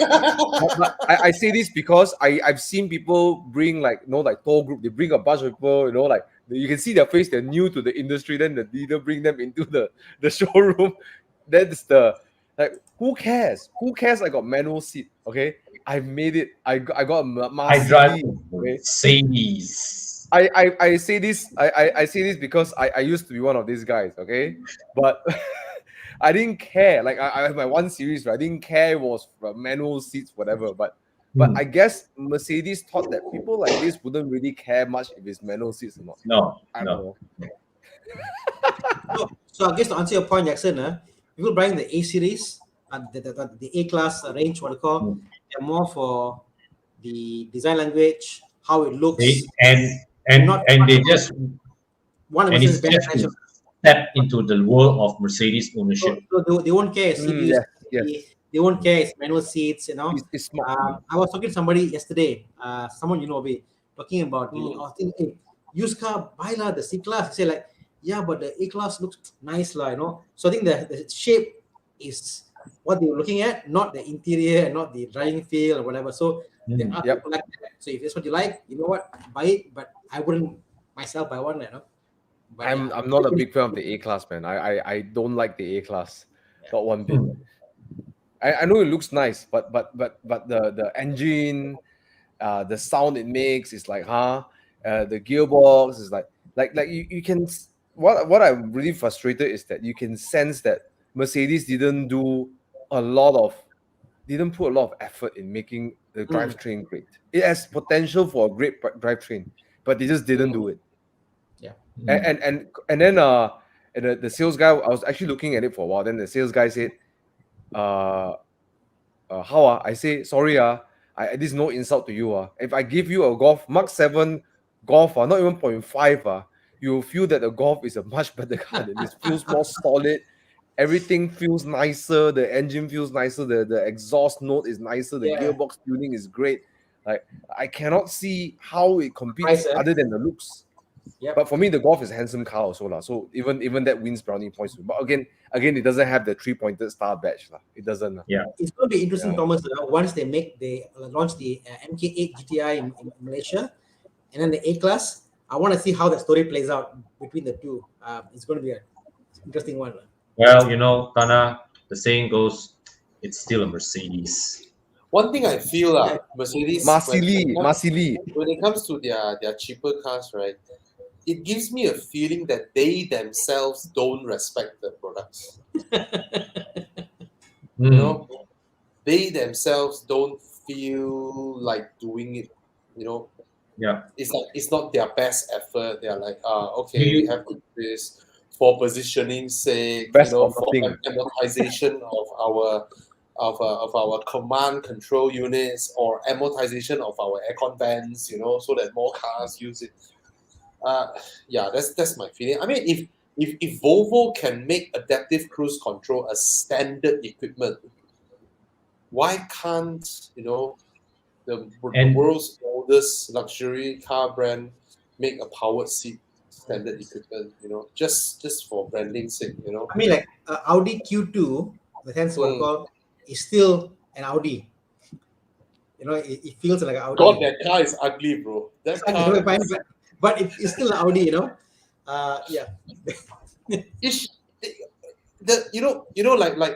the Land Rover Defender won the World Car Design of the Year award, right? The Q2 should win one of the ugliest car award. It's like, Bobby, we should do our own award. We should do our own annual award. Well, actually, we do. We do have it. I mean, Cars of Malaysia was always an award where we bring our readers all go out and drive on a local drive, and then we come back, attend the Cars of Malaysia award, where the Cars of Malaysia award is actually a voting award where people vote Malaysians vote, and then I voted. we choose first, second, third. You know, yeah. It was fun. It was fun. Chiang got the pictures of the queue too. I mean, some people will find it cute, but I don't. I don't get the silver panel behind there. The brushed The aluminium. color on this doesn't bring out the color. I mean, the panel is actually plastic, isn't it? It's a plastic panel. Oh yeah, the panel is you can change the panel one. Yeah, it's like a watch. Swap. I cannot tahan the grill. It is the only Audi that tries to not have the hexagon shape of the grill for no reason, for no apparent reason. They try to, hey, let's pull a fast one on our bosses, and then they just bend back the grill, so that it doesn't look like an Audi grill. It's amazing, and it's the only one in the family that does it. I don't understand why. Hey, this is a good one. Stinger, used Stinger. I actually looked for used Stinger online. I didn't see any for sale. The moment there is one available, it will immediately be snapped up. Yeah. Because they are so rare. And because they are so rare, their resale value is not cheap. It's not cheap. Crazy, yeah? Yeah, it's not It's cheap. the seller's market. It's Yes, seller it's for the seller to decide. Hey, and you know what? They stopped production on the Stinger, no? So this is the last one to find. I feel Kia needs to hang on to the Stinger and for a little bit longer, right? Yes. Just hold on to it. Launch a crazier version, It's your Halo car, It's a Halo car. Like you know what? Kia Stinger GTR. They talk about Proton, and why Proton died. I think Proton died when they lost the Halo car, when they lost the GTI, when they lost making cars which were like desirable. How many people out there bought a Vira or Hatria to mod to look like a GTI? Exactly. Out there. Correct. Halo car was there. So correct. What's so difficult to make a car which is like super crazy, put a V8 engine inside and just sell and make it a loss? Doesn't matter, but it's desirable. Because the thing when is our friend going to go for V8 engine, make a loss, never mind, but have a big smile if he says his Halo car. Bobby knows how I deal business. Whatever I do, bro, I got plan one. I got plan one. Must check all the boxes and roll one. But you know what, guys? Halo car. Remember when Hyundai launched a car model called the Genesis, right? Yes. It's a rear-wheel drive coupe. And then they turned the Genesis car model name into a brand, which is a luxury brand. I'm kind of half hoping that Kia would retain the Stinger name and just launch it as a sub-brand that caters to enthusiasts. Like young, sporty handling, just like that 86 market. You don't have to have a lot of power, but it's car enthusiast oriented. So Hyundai have a luxury brand, and Kia has a car guy brand. I'm kind of hoping that. It sounds like Singer. So you know what? It's also like another thing about Singer. Cool name, Stinger is damn cool, bro. Can you imagine like a Stinger, hatchback Stinger, right? Yeah, Stinger. Theophilus said to build a case for them. Theophilus will design a few cars for them to see. Okay, Golf R or Arteon R line. So a used Golf R or a Arteon R line. I think that's the question. Wow. Oh, interesting choice, Golf R. If you want something more visceral, more brutal on the drive, then the Golf R. Although the Golf R is still very sorted, not so more competent and fun. But I mean, in terms of fun, cannot. The Golf R is still a more fun car to drive. Yeah. But if in terms of space, I mean, the Arteon is ridiculous that the space. Yeah. Arteon feels 2 segment more luxurious than the Golf. Yes. Yeah. It feels that way. I'll buy Arteon They're also. both very different cars in that sense. Finish. There's more things there. It's a great value, Yeah, they're both very different. They're both very different cars, and you cannot really compare that because the Golf R is an R, where this is an R line, right? So the tuning is very different. Where the Golf R's gearbox is very snappy, and but this one's a bit more reserved. Well, look at this car, man. Look at the design, man. Yeah, love it. The RTL will turn more heads for sure.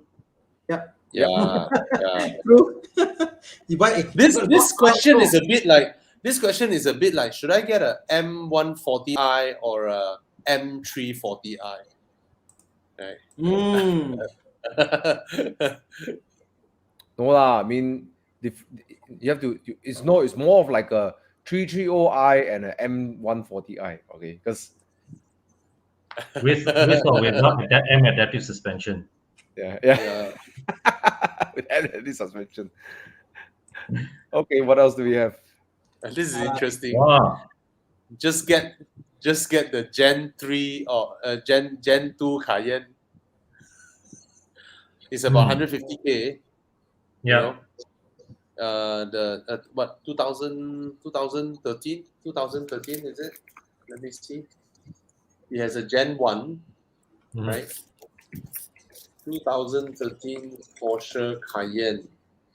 There we have it. Boom, 150k. Ngam. Jalan. Yeah. What else would you all recommend? 150k. 150k. Can get a X6M or not? 2012 BMW X6M. Should be about I there have as well. my doubts.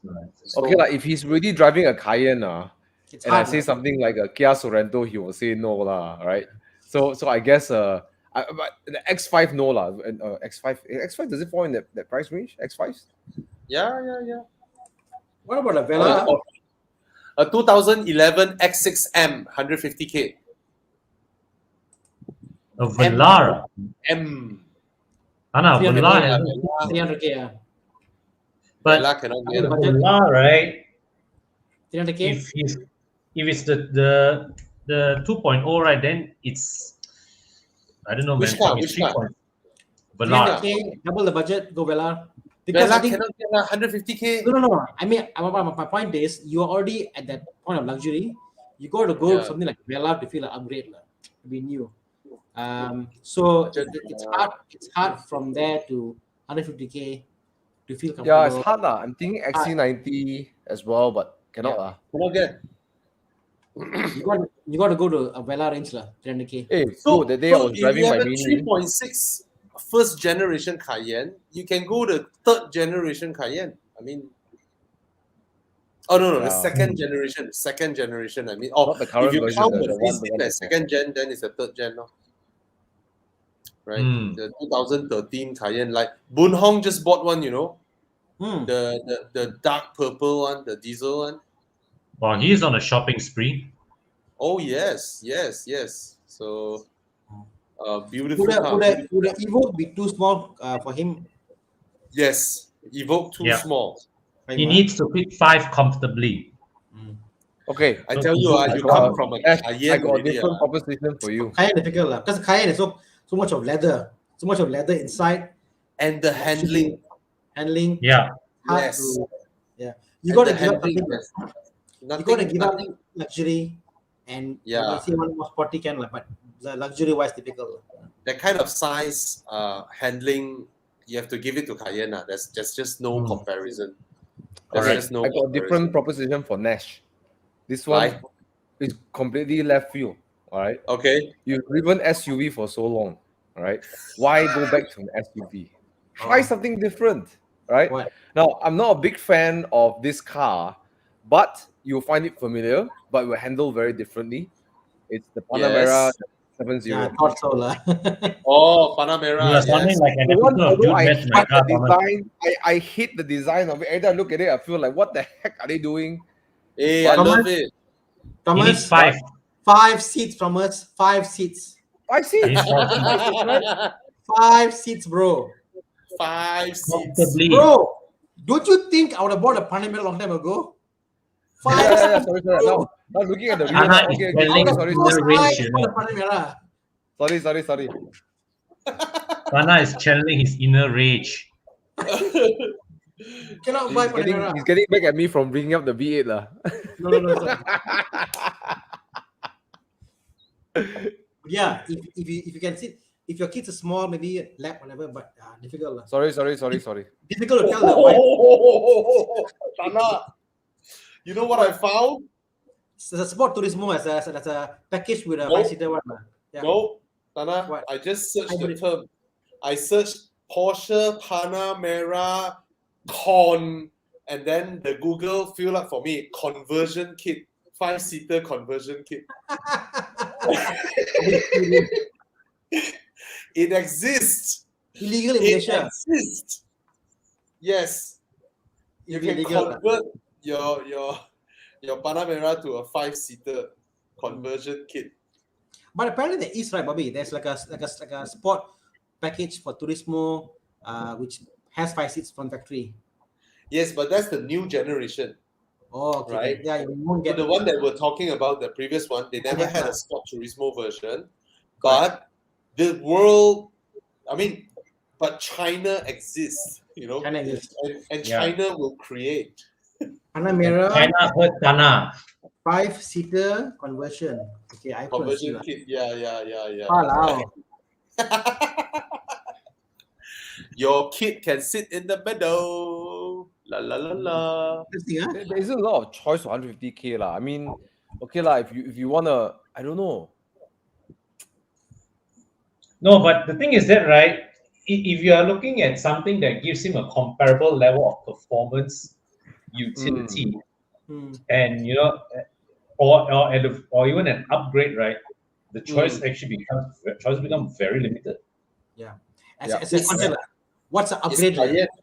It's Cayenne. Thomas, I'm on Muda every single day. Yeah, when you're in the toilet, right? And Carlis, yeah, it's my hobby, So you tell me certain cars, right? I don't know why, but I can just sort of, it's around that value. My feel is there. It's the Muda encyclopedia. Tanah Merah. Tanah Merah. Hey, screenshot this, man. I'm going to screenshot this. It's epic. Yeah. 5-seater conversion kit. 5-seater conversion kit. Wow. Really, Hey, look. I tell you, right, the middle seat of sedans, right, is overrated. They are never 5-seaters. None of them can sit a normal human being in the middle, to be honest. When you have a family of 3 more siblings, so 4 of us, the middle seat is the most ridiculous one. Okay. All right. Just doesn't make sense. When we had the Defender, the Discovery, no one sits in the middle. We sit in the seats behind there. It's more comfortable than sitting there for 3 hours.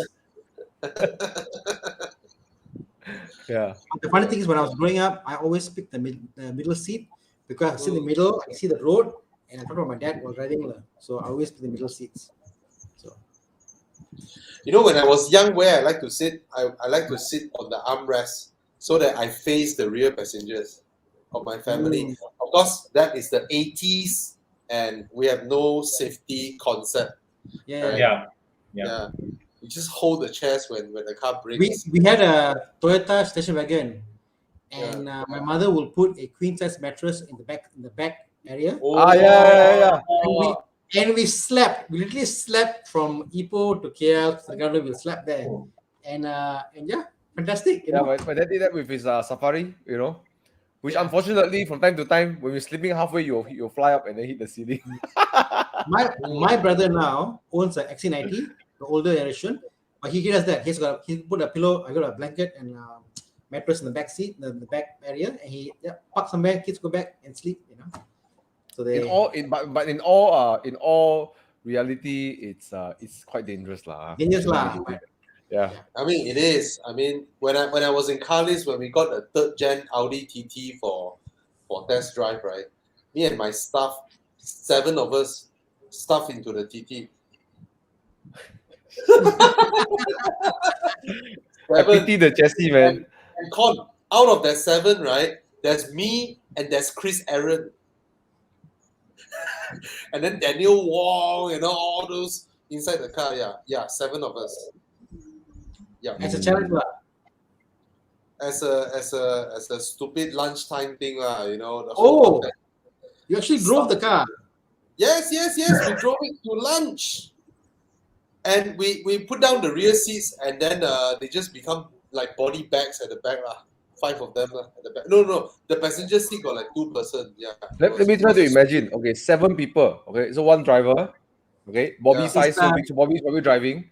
Then you Yes. have Big passenger size seat. guy, bigger size than me on the passenger seat, and then on top of his lap sits another smaller size colleague, and then the rear seats we fold it down, and then there are multiple people lying down on the rear seat, like stacking on top, and then looking out of the rear windscreen with their legs behind the back of our front seats, then they are stacking on top. It's some stupid.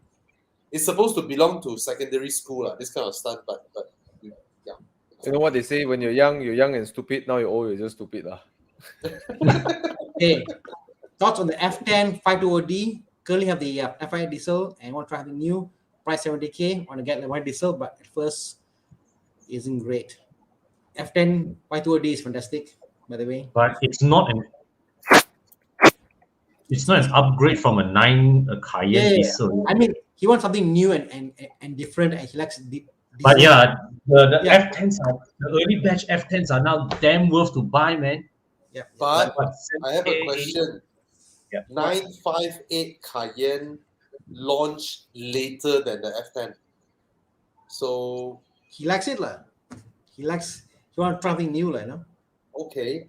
Can I suggest him a 7 series that is around the era of the F10? But what's diesel? Yeah.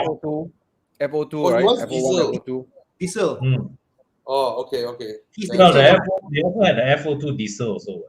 Yeah, so diesel guy. Yeah. So, I think this is one of the time when we notice our audience have some bad decisions in progress, and we are trying to stop it.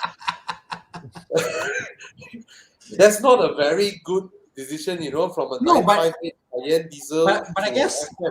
he isn't saying he's selling, lah. He has that, like, and you have something new and additional, like, So He wants to add to his fleet. not as a change, just a different car. If you are adding to the fleet, then Yeah. Then But then if it's really also got the car because- to fetch people around, then don't get a $4, get something else. Exactly, Thomas. Exactly. You have a 5-seater car. You want to try something new, and then you get a lower 5-seater car, which handles not as good as your taller one. So, get a convertible or something. Try something different. Yeah, get a convertible. Yeah, get a Z4, man. Get a Z4. The Bengal Z4. Unlimited headroom. Unlimited headroom. Hey, you know what you're talking about? This Bobby. My dad say wanted to get So my dad needs a workhorse like a Sorrento, right? Then he's like, hey, let's sell the Mondio. Oh, by the way, the Mondio will be up for sale soon. I'm gonna clean it up nicely and put it on the market. Refurbished gearbox, everything is done. All the problems solved already. Nice. And then the Estima, we're gonna sell the Estima. So my dad said get X70. I said, Dad, you really got a workhorse. Get something else, right? And then my dad look at the 3 Series F30. Look at that XC60. Then I say, hey, Dad, he can get a Cayman, In his whole life, he always wanted a mid-engine car. I say, Dad, you can get a Cayman. Then I say, no lah, so expensive. Then I say, no lah, look. He said, oh, I want hydraulic steering. I don't want your kind of electronic steering. Okay. Look at the 987. Then I show him, hey, 130, 150. He said, Then we met to Segamat. Is electric steering.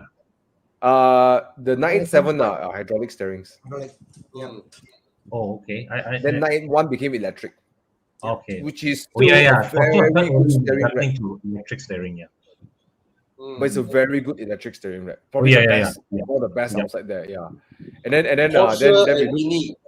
Porsche and Mini, best electric steerings. Then I show my dad the 981. Then he's like, Then after a while, I was like, okay, you go nego, you find the price range like this, you go and buy one. Yes. I'm so looking forward to go Genting with my father. I got a Boxster. Then my dad come with his Cayman. We're both driving to Genting together. Oh, bro, that would be epic, man. But bro, if Cayman, why not Boxster? He's not a comfortable guy. Just leave it close. Not the same, lah. Look, he has to go from Segamat to KL. He needs the hard roof to feel more comfortable to do the distance as well. But the Boxster's roof got an aluminium panel one.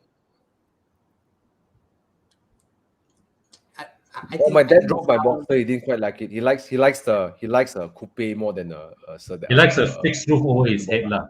Yeah. But your one low spec, man. You know what? I'm gonna arrange a test drive for him or Boxster too. See what he says. Yeah. Show But him you're right. the Right. road. What I'm trying to say is that why get two cars, and then it's like like that. Like you wanna even my dad even said he said C43. Then I think it's not a sports car. It's not built ground up a sports car. The DNA is not a sports car. Does he want a sports car? Yeah. Okay, sorry. But what I just want to support Bobby's notion in saying, get something different. Get something different, Yes. Yeah. Yes. And when I presented the depreciation of the Cayman, the night ones and the night 8, it's like, Feel deal. it's a better buy, Of course, the workhorse depreciate, never mind, right? It gets the work done, it does everything. Fine, whatever. It makes money for me, right? The other one is different. Yeah. Okay. Well, this is wait, sorry. Yeah. The thing is that my dad grew up in an era where from no power steering to power steering, they got hydraulic, right? So and he's there's the era of his driving, I think Daihatsu Charmant, right? That was his first car, right? Second car. But then he has a KE70, right? 626, Mazda 626, all those cars had the kind of So for electronic steering for them, is like for them it's like, if you compare that position, Yeah. But I think what Trust GTR said is very valid, Yeah. Very valid. Yeah. And this one is interesting. I would say that if it is a Cayman, of course, manual, you get all that. But if it's Boxster, PDK is all right. You can chill. With the roof down, hang one arm on the door. Yeah. Pretty nice. But I don't know, Thomas, of course, he wants his manual transmission. No, it's not the manual transmission that I would say about this. I think manual and PDK is a personal choice. Yeah. Right. But I just cannot tahan the 718 Boxster. Lovely suspension, everything is okay. Design at the back, I don't like. But what I cannot tahan is that the way the turbo delivers the power. Yeah. The Boxster is a sharp skipper kind of, it feels sharp and delicate, but then the 917 is like a hammer, is like, like the way it delivers the power is very hammer-like. I had the same again, Thomas, turbo on-off thing. Yeah, but then again, it's catering for the modern, younger generation. They want that because they're comparing that to other cars with turbo. So if that's your market, you need to deliver that. If not, you will become irrelevant. True, you're right. But so hence the answer to this question is not PDK or not PDK. Hence the answer to the question is 981. I think the answer to that is what I call is whether you want it's a daily car or it's going to be a car that you drive. Yeah. It's going to be a car that's more for event or an occasion to drive it. I have pleasure running manual. It's an occasion. It's fantastic. Guys, he considered my proposition for something different. Also, D. Yeah. Hey, great 730D. value. I tell you, the 7 Series of that generation, I tell you, Yeah. the F01, it's like, what the hell? No value. F01's interior are properly built, man. Compared to the F10, F01 is nice. Yes. I ride in that in India so much. I love it. You were talking about the Cayenne, and then why buy a sedan? I just feel that there's something about a large sedan, luxury sedan, drive highway. Something about it, I still miss it. You drive on the highway and it's just planted. Not everything's dignified. Dignified ride quality of a large sedan. Yeah. So Yep. as much as we say like, oh, get a GTR, get a sports car, whatever, there's something about just nice, comfortable, quiet rides. It's like you sit behind and then you go like, what's that? No, nothing. It's just a cat. You know. Yeah, actually, you're right. I'm with front engine cars on the highway feel way more comfortable. And yes. riding my dad's Mondeo, right? I drive his Mondeo on the highway, right? Oh, so nice, lovely on the highway. Yeah. In fact, my Boxster, when I drive my Boxster on the highway, I feel tired. Like after like 5 hours to drive, I feel really tired driving it. Yeah. Of course. Because it's not a GT car, I would say. You know? Yeah. But So- a so sedan highway- can have a lot of GT qualities. Yeah, a lot of GT qualities in it. Yeah, mid-engine and rear engine on the highways when you're going fast, you need a lot of steering correction constantly. Yeah. You keep doing it, pay attention and all that. Mhm. So it's tiring.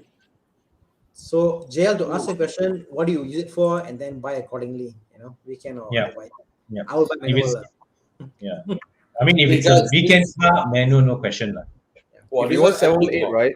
You want 718, right? I think I'll just if it's a 2.0, 2.5 turbo, I just go PDK lah. I just forget about the manual because PDK is easier to resell. That's for sure. Manual, so far I saw only one for sale. There's one in April for sale, a black Cayman that's in red. You know, that was it. manual match NA and all these dual clutch Tinga matches turbos. yes. True. Okay, this one interesting, guys. The prettiest EV or the ugliest? Is that even a question? Why even consider taking Actually, right? I mean, if you ask me, it's a Taycan, no question, right? But I mean, this Ryan's mom comes from a Lexus RX. Yes. And if you must have an SUV, right? BMW is also launching the iX3. That's why he's the iX. for iX or Taken S. This is the question. I think for his mum, from an Lexus RX, if she goes to a Taycan, it is a serious downgrade in size, in space, in room. It's a because downsize, massive the downsize. The Taycan is tighter than the 3 Series. The back the back is big. The rear seats The are back is short. Yeah, it's tight. It's tight. Even the rear Yeah. front seat, everything is tight. because it's like a two-seater. You Two-seater. It's not a three-seater. Yes. Yeah. The Taycan is. You a think the small car. Taycan is big because it looks like a Panamera. Yeah, but it's actually not. The interior room is slightly lesser than an F30. But I guess from a point of view of Lexus going there, it's also the comment about how luxurious it feels. I don't think the iX will feel as luxurious as the Taycan. Correct. You know, so I think for her, what she used to, Yeah. refinement and stuff, I think the Taycan is more refined. I mean, only if You show the iX interior, the BMW iX interior. Hey, you got all the crystal knobs, bamboo inlays, and all that.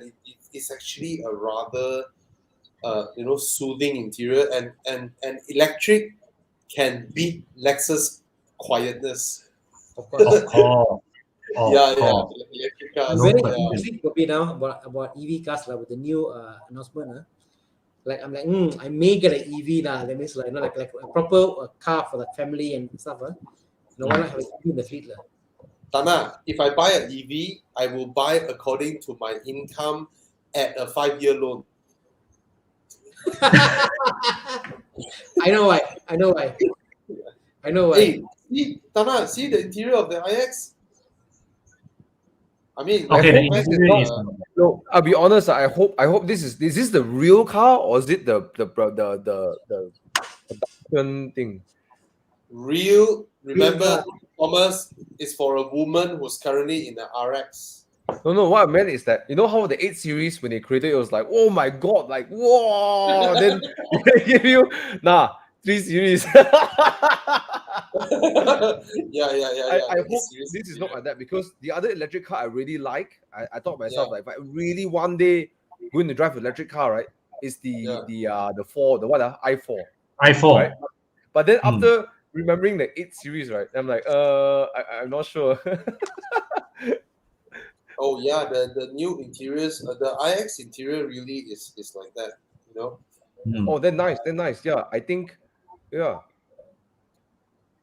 Yeah, But it the iX feels more interior. futuristic. I think the Taycan feels more Yes, familiar in its design, the interior, yes, yes, yes. Yeah.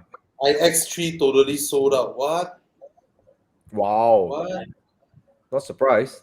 Makes Especially sense, the new yeah, incentives. price. Mm. Casey is like, it's freaking ugly, is it? The dash. Bro, it's for a different demographic. It's for women, Yeah, man. family and all that. Yeah. Okay. What else do we have? Oh, JL is saying Boxster 981 2.7 road tax, and then 718 below 400. Come on. Okay. Let's say okay. Number one, 718 will depreciate. 91 will hold its value, right? So Correct. whatever depreciation you will lose on the Boxster 718, you will gain more in that, right? But the other thing, the funny thing is this. Talking about the road tax, right? I mean, you buy a car like this, right? You if you're buying it to enjoy, right? You're not going to think that I paid a little bit more road tax, right? You're gonna Correct. I saved that much road tax. But if you really want to save money, lah, okay lah, stop drinking one Starbucks every single week. That's $500. Then you can drive, you can pay for the road tax already. Just stop drinking one Starbucks, one coffee. Actually, the thing is that, right, 1,300 is not a lot of road tax for a Cayman or a Boxster. If you can afford a Cayman or Boxster, what's 1,300 a year? No, it's not about the whether can or cannot afford. It's just that when you're driving the car and you look back in your years in your life, right, you're not going to think that, oh, I bought this car because I saved on road tax. You're going to remember I pay $900 having every such year. a great time with the car. That's what you remember, right? Correct. Yeah. Okay, to answer his road tax question, I just checked the turbocharger price for the 718 Cayman is £3,500. The turbocharger, if you replace Yeah, it. the turbocharger, which is a problem that you will not face with a 2.7 Correct. Cayman.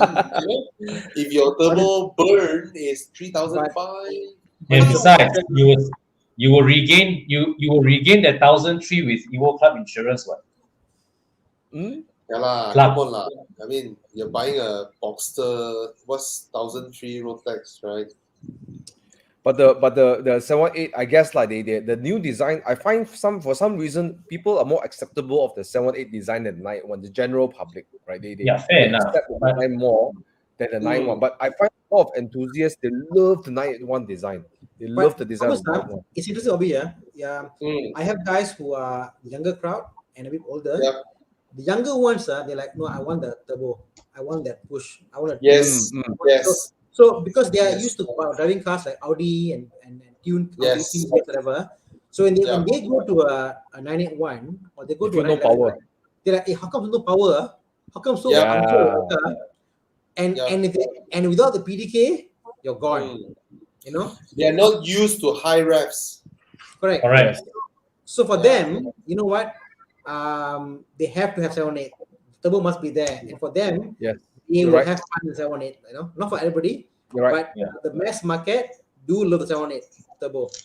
The 991, you drive it to have a good time in 991. You must keep it at 6,000, at least 5,000 RPM. A lot of people, man. Thomas, how many people are like genuine, are like hardcore drivers? They like keep the rev and go and they're not. You say for entry people, first Porsche. You have many cars to drive and You're right. It requires a different kind of mindset driving the 991. You have to be ready to wrangle the engine a little bit more. 6,000 RPM, they thought the car is breaking down already. Could have explode. It's a sound that they are not used to. They are not used to that. That's the heaven sound. That's the sound when the car transforms. Correct. Yeah. Yeah. So yeah, I don't like the 718 aircon vents, the half circle thing. Oh, the half circles, right? Yeah. Yes, I don't like that. But Yeah. if I you like and JL's asking this question, and this is not just to JL, but anyone looking at the Boxster and Cayman range, right? I've been following it for a while since 2015. I have talking about value of the 718, right? And this is okay. End of the day, you buy what you love, right? But when we talk about second value, right? 2015, when I fall in love with the Boxster, the second value of the car was 330. You know, I met a guy who drives the N5, a doctor, right? He drives the N5, the V8 4.4. He sold his Boxster 3.4, okay, for 330K, and today he's going to buy back his car at 330K. Right, and the prices started to dip when the 91. Of course, usually you got depreciation and stuff. But when the 718 launched, right, prices for the naturally aspirated started to go up again. You know, Correct. people seem to sought after more the NA than the turbo, right? I find Thomas, like Porsche. This is I may get scolded here. I find that Porsche found a great formula with the Boxster and Cayman. Like wow, good formula. And then they're like shit. If I go on longer with this, I may kill my sales of my 911. So they almost feel like I had to pull back a bit, you know, and give it a different market. It can't be better than the 911, you know. Like your Boxster, for example, is the pinnacle. Is the Boxster that could be like it's as good or even better than a 911, you know. So it's not faster than 911, nowhere near better, the speed of not faster, better, you know. Yeah. Porsche is always very clear to draw the distinction. Draw the line. Yeah, but yeah, the what I'm trying to say is that the naturally aspirated have seen. If you don't look at Malaysia price, don't just look at Malaysia. Look at global, right? 91 prices has been holding strong. You know, GTS, for example, a Boxster GTS or Cayman GTS, easily 45,000 pounds. You can find in 50,000 pounds, 45,000 pounds, and that's the price that is, and it's more expensive than the 718, and that's ridiculous. It's really more expensive than 718s, really. Yeah. So we're seeing an interesting transition, very interesting transition where people sought after the naturally aspirated, you know. Yeah. You know, the time when I drove I reviewed the 718 Boxster S. Was it Boxster S or Cayman S? During my previous job, right? I was very impressed with the handling, the ride. Car was fast on going up Genting and all that, but I felt that the engine, despite giving the car that push, right, it was lacking in terms of engagement and sense of occasion. So the experience really felt kind of flat. But make no mistake, the 718 chassis is superior. It's not even slightly better. Way better. The way it grips through the corners and the confidence is not even close. 981 cannot compare. But it's just the whole packaging of the power and the drivetrain just really. I just feel like. But Thomas, since you're on this track, right? Let me ask you this: the bigger highlight of the Boxster driving experience, would you consider it to be the engine or the chassis? Which do you see is the more important ingredient? I cannot say either one. It's both. It's both. Because the chassis is built to be direct, sharp. You know, then the engine also sharp, direct. You know, the throttle response is direct. You know, there's no one thing I would say makes the Boxster really great. It's kind of the package, really a package. You know, package of having the engine behind you. You can feel the engine. The fact that it's NA, you rev the thing and more. I was shocked. For me, is the character of the engine takes a higher precedence than how great the chassis is. Correct. Yeah, I don't need because to, you get your enjoyment sooner. You don't need the chassis to take up so much load later to give you enjoyment. That's a fair point. You get the sound and all that. You know, the character. Yeah. A quick question I want to answer. Just buy it. It's a great car. The CLS. You know, it still looks really good. The W218. 100K. They Go for depreciate it. so You can take much. the road tax. They depreciate so much. Yes, I mean, if you can take the road tax, the 3.5 liter, it was the era where Mercedes have a weird engine configuration. You know, you have the 1.8 turbo, then they launched the 2-liter turbo, and then 3.5. Straight up 3.5. But the power on this one is quite poor, isn't it, Bobby? Yeah. It's an NA law, 280, 3.5 right? liter, Yeah. 270 horsepower NA. To me, for the price you pay, the power isn't there for Rotax. Rotax versus power lah. That's the thing. Yes. So you will recommend the A7 3-liter turbo? I know. I would as How well. about the 6 Series? Or the 6 series. Grand Coupe? Not 100K. 6 series is 200 over. Power, bro. Oh, okay. Got it. Yeah, the GC, the Grand Coupe is still close to 200. Yeah, different price point. I mean, such a big car. You go in the back seat, you sit, the roof will come back, and then I don't know. Yeah. I just find the car is great to look at, but think practically, like power, the sitting behind, everything. No lah, not for me. Yeah, the powertrain selection is But let me tell you this: for 3.5 NA, the car will depreciate all the way down to the 30K range as time goes on. It will. If it is the A7 3-liter supercharged, it won't. Yeah, different. because 3.0 to 3.5 is double. Yes, it's double the road tax. You know, close to 5K. Okay. There's a guy asking about my Boxster update. So my Boxster is getting new shocks. So it's all done with the vacuum hoses. Now it's getting new shocks for Diwali. Nice. So I'm running it. So it'll take a week or so to tune the custom shocks and all that stuff. But yeah, wait. Nice. There's a question here. Guys, what do you think? What is it? Is it A86 or GT86? Yeah lah, should be GT lah. Cannot be AE, right? AE is I don't know lah. I'm a Megane guy lah. I'll go Megane lah for the. Hey, no. If it is GT86, then either one gives you really great driving experience. Dude, where's my car? The dude, where's my car moment. Yeah. One is one more like a precision driving two-wheel drive front engine, more sports car, and then one more like a hooligan.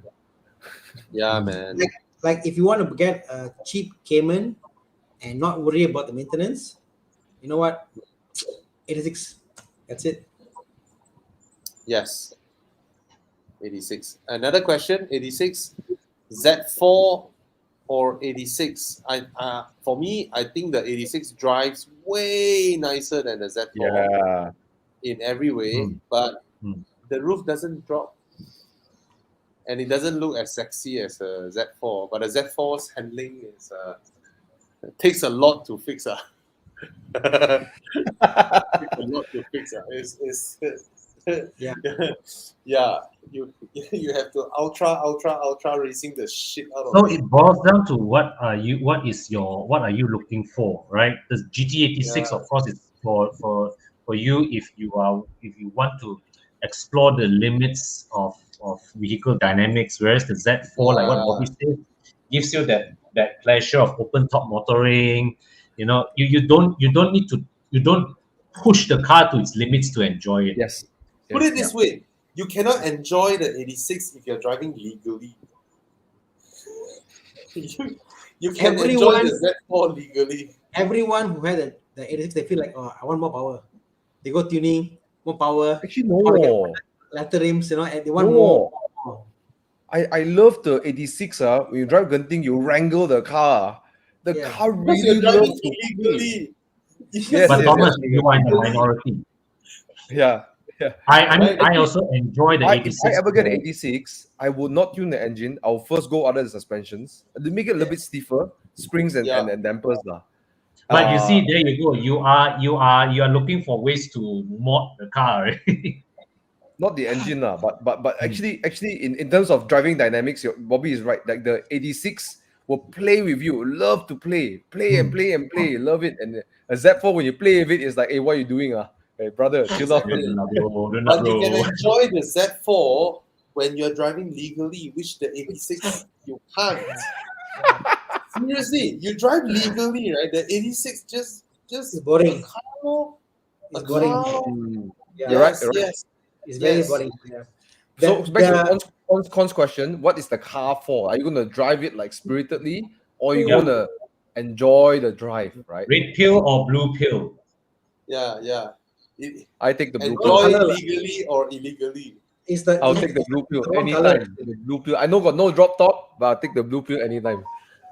You illegal fella. Thomas does not drive illegally, okay, just for the record. No, I mean 86. Thomas- You need to drive illegally to enjoy it. Thomas has got an Elias hooligan driver. Thomas hooligan make appearance. There, see? Like that I said, Thomas hooligan make see? Man, you are different level, bro.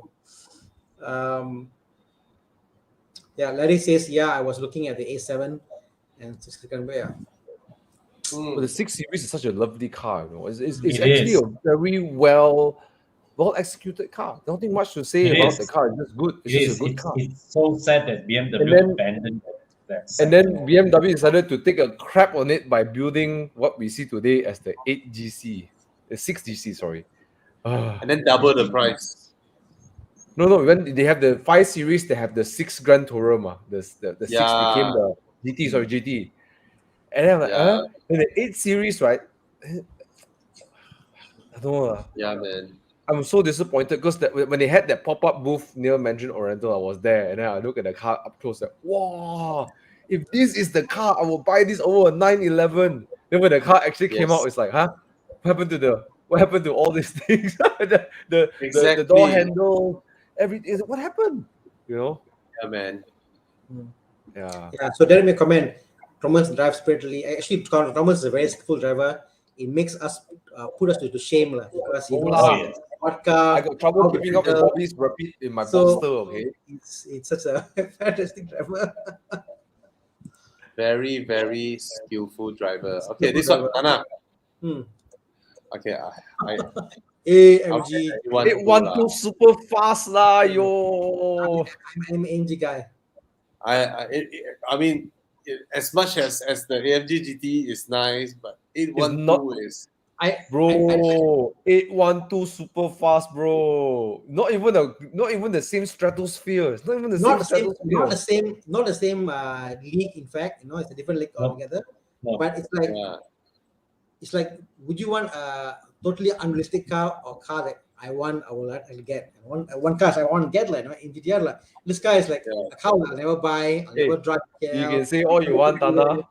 If we one day, if it's a dual as my car, you choose a GTR, and then when every time Bobby or myself pass you by with a super fast, you're gonna look at the car.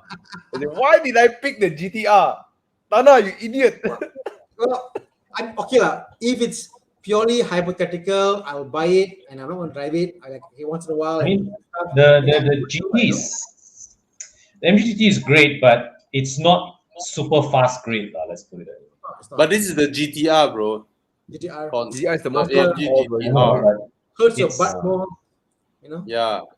Hey, but putting this question aside, have you guys seen the new GT, the new SL? Oh. Man. Oh yes. Yes. Yes.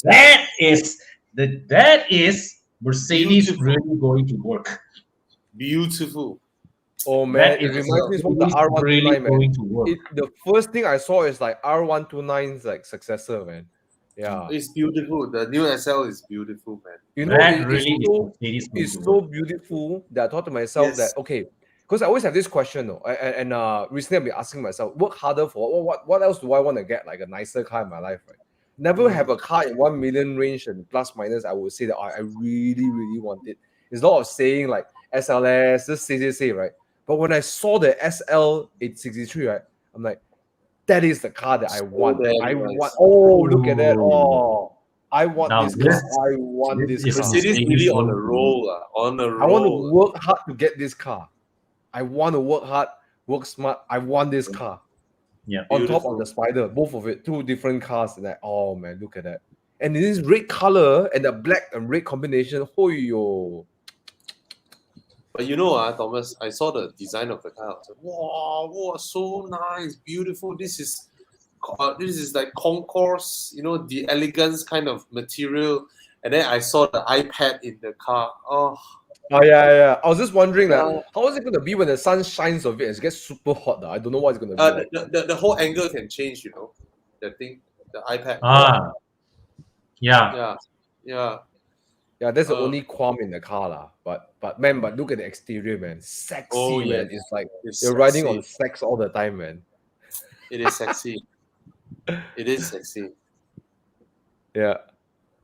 Love the car. Tana is quiet. Tana is like looking at the car, No, I'm looking at the comments here. Oh, okay. What's that? Comments. About the E39 that swap. So Justin, that swap car, I believe the fella done something behind the scene lah. So yeah, that's you can play with this lah. Where's the link? Where's the link? How to find the car? Don't lah, then everybody No. Don't spoil people's market, bro. No. As in, no, the car is legal to ride. Yeah. He did a V8 swap, but the car is running on 2.5 road tax. The number all correct, no issue, you know. Wait, how do you do the interchange? He has done such a way that the correct engine number is there. Come on. Tana say this. Malaysia boleh. Malaysia boleh. Sorry. Malaysia boleh. The car on paper is the 3.0, but internally 2.5, this one. 2.5, but internally it's a 4x4 V8. Everything is legal, legit, done. Buy. There's a car worthy to see in Con's garage now. This car needs to live a low profile existence. This car needs to live a low profile existence. I mean, Justin, for all your matter, for you, as long it clears post-mortem inspection, you're okay. That's all. You can be, I don't know, I clear post-mortem inspection, then it's fine, it's done. Go ahead. Not bad, 2.5 at 4.4. But BMW 4.4 V8, not that powerful, but the sound sound, exhaust. Yeah, it's it gives us a different impression, right? Like you mentioned 4.4 V8 or BMW, and then people think of problems, and then you talk about the 5.5 V8 Mercedes, sound, right? Yeah. BMW is that. Actually, I think BMW only ever made one really good V8, which is the M3. Yes, I agree. The 4-liter V8 on the M3 is. I remember that video you guys created recently. Why people ask you buy a BMW? I don't want peace. I want problems. Yeah lah, HP bugger. No, I want problems. My wife asked, how come this ad is saying don't buy BMW? I said, well, the creator was a guy driving Lexus. That's why. Yeah. And the one that HP did, he sat in the Lexus. He said, you, what do you do for a living? Fixing Contis, or the one is class act with the one. He's like, you're insulted, but you have to laugh, It's like, and then next thing we know, HP in the workshop. He's like, oh, my wallet thinner, but I love my car. Actually, his car, what happened? He was in the workshop for what? No idea. I think he's at the stage. Brakes making noise. His understanding of cars hasn't crossed the threshold of daring to take risks with it, So you hear some noise. Hey, what's going on? Let's go workshop. Brake pad got sound also got issue, man. Brake harder, it'll go away. Finish. Correct, Thomas? Yeah. But that always say maybe something caught in the brakes. Maybe after you brake a few more times, then it's gone already. Brake harder. Maybe it's wet, or water between your brakes. Any more questions, people? Oh, SLC, goodbye. All of us will say Boxster. No. SLC How much 43. are the Okay, SLCs now? Okay, How much are ma. the SLC SLCs 43. Hey, don't everything also 43 lah, brother. People are looking at the standard one, 200K. 189 also got. SLC, The SLK is what, 250 LB? Yes. Yeah. 200 Yes. also got. The SLK to me is beautiful because of that fins, how it looks like. It looks like a very long hood, it's very grand. Yeah. Very grand. Look, if you like to cruise on a highway and stuff, SLCs are great. I mean, front engine, rear drive. You get the comfort, you get the security on the highway. Yeah.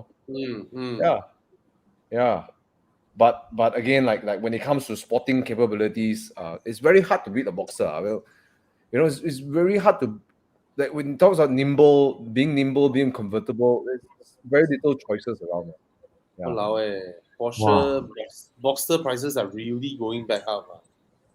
The 981s. The night ones are ridiculous in its value, man. My God. At one point, they were like 190, How much is 190, 200. How much is the base box, the base 981, the lowest spec 981? 2,000, 250K now.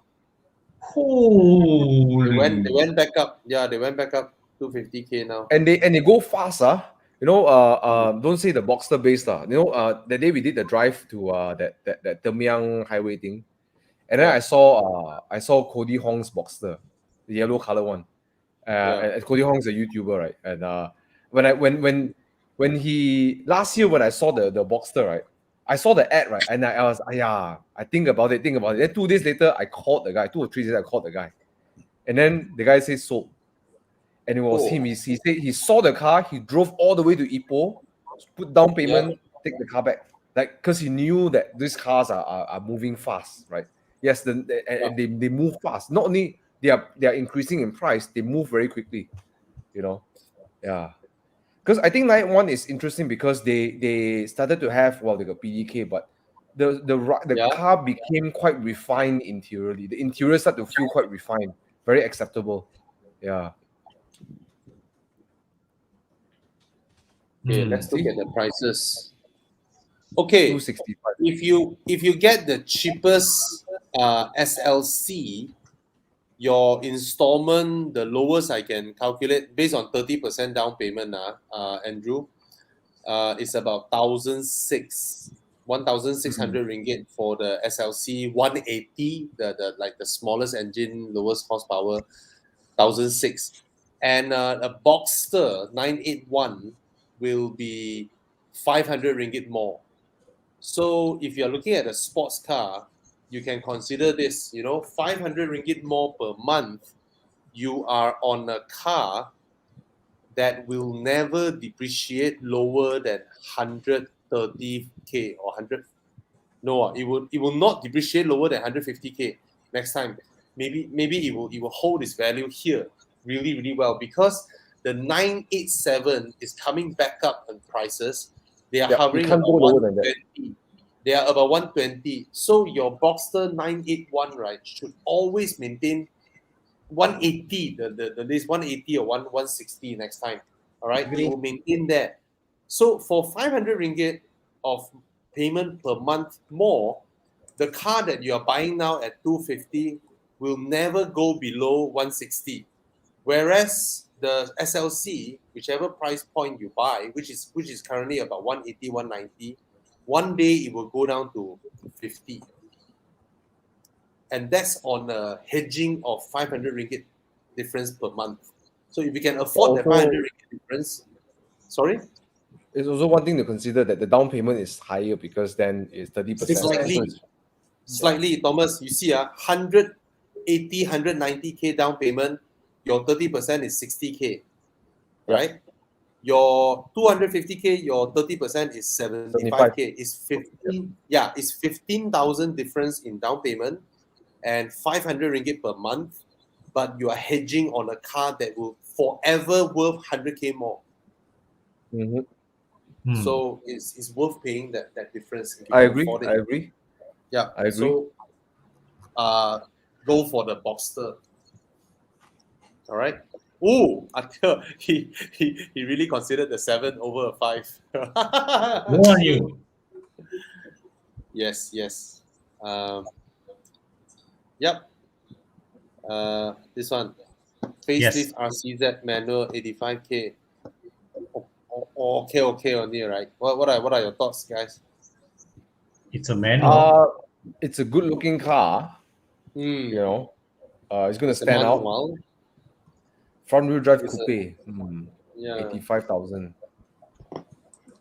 Our question, why is buying it? Yeah. I mean, if you want a setup like this, right? I don't know. Okay lah. I guess you can go for Megane RS. You know, for front wheel Yes. drive manual. You know, Yes. probably a bit more wilder to drive than the RCZ. Yeah. Way nicer More and power. way more reliable. Because I think and people, then a more followed model than the RCZ lah. Yeah. I think people buy cars with this romantic idea. Wow, manual. Wow, convertible. Wow, this and that. No. But it will never be a fast, sporty car. Maybe he likes the design, you know. Yeah. So Well, Design, the RCZ does have a design. So I think if you answer yourself why you're buying that, for what purpose, then that's your answer, you know. But if it's gonna buy because it's a sports car, whatever, I don't think it's in that category, you know. But if you like the design, you know. For the record, I'm looking at Muda now, right? The most expensive example that I can find manual auto is 78. So 88. I found 88K on Carlis, a 215 model. Oh, okay. 78 to 88K la, manual la.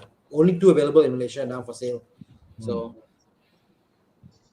I think in mind the manual actually has the higher torque. The car has higher torque. Yeah. The manual has higher outputs. Yeah. But the drivetrain is not as, you know, hard wearing as a Megane's. Oh, of course. Megane's not drivetrain is way better. Even the setup is more aggressive than this one over here. You know, LSD in front, torsion beam behind is crazy. Yeah. But having that said, the RCZ handles extremely well. You know, the front grips very confidently. You know, but it reminds me there's a hatchback than a coupe. You know, it drives like a hatchback. But not in the league of the Megane. It's not in the league. Not for sure. No, more wild. Yeah, it's competent, but I wouldn't call it legendary. Yeah, to me the RCZ, automatic sounds practical because like, okay lah, nice car, chill out. You drive it automatic, it's fine. As a manual, the whole concept of manual, bringing more sporty, and you ring the car out, I don't see the car as a manual. Megane RS 250. Yeah. But the Megane is a boy racer look. The RCZ is a sexy coupe look. You know. Yeah. The RCZ. Let's again. I'm gonna put this example. The hotel valet in front. They have the last space, and then a Megane and the RCZ roll up. They will ask the Megane to park at the basement and then let the RCZ park in front. True. All right. It looks more hotel valet front parking ish kind of car. You know. You can go to a movie premiere. If you're a superstar, right? You don't mind stepping out of this car and onto the red carpet. You don't do that in the Megane. You don't do that in the Megane. It has a TT look, I guess. Yes, it has that kind of glamorous look, which the Megane doesn't have lah. The Megane is just boy racer all out lah. Yeah, which is what I'm saying, Bobby. This car for me, the automatic fits it. Buy the automatic, something you drive comfortably, top down. You go there, land there. I wouldn't get the manual for this lah, personally. Yeah. The car is quite stiff, very stiff. The car actually, the ride is quite stiff, which is again like I know like if you don't really care what people think and say and look at you and stuff to get them again. Even the stiff, just do a proper stiff car and then just do it lah. You know. Yeah. But talk about that scene, right, Bobby? You talk about like arriving in hotel, everything. I would love to do it in my E30. My E30. I'll do a full black suit, neck or tuxedo, all my E30, bottle cap rims, everything. Out already on the car. Huh? Out already or not your car? Oh, it's going to be another 1 month before it's done. We just what, sanded Thomas? down the whole roof, bare metal, and we what else? This week the car will be done with sanding and rust repair. Next week they'll put the primer on and the putty and stuff. Then week after they start to paint the first layer, the color, and then clear coat. Yeah. So another 4 weeks. These guys are good but they're slow You don't rush them They let them do their job. No, you cannot rush. You never rush your painters. Because you're doing bare metal, bare metal spray and stuff. Yeah. Never Thomas, if you are stepping out of your E30 in suit, blazers, and full suit and all that, right? Another guy will throw you his keys. He thought you delivered the car up. You will see. Your Mini, yes, you can step out of your Mini to the red carpet immediately. Your classic Mini. But when I step out my car into the red carpet, I will tore my slacks already. Oh, the guy says Scirocco. Yeah, Scirocco as well. Oh yeah. Scirocco looks way sexier. Yeah. But sportier not sexier, sportier sorry. Yeah. Okay, guys, I think we're finishing up here. Yeah. We don't have any more. Terry say little compressor drop at the back. I saw the echo compressor drop, one day.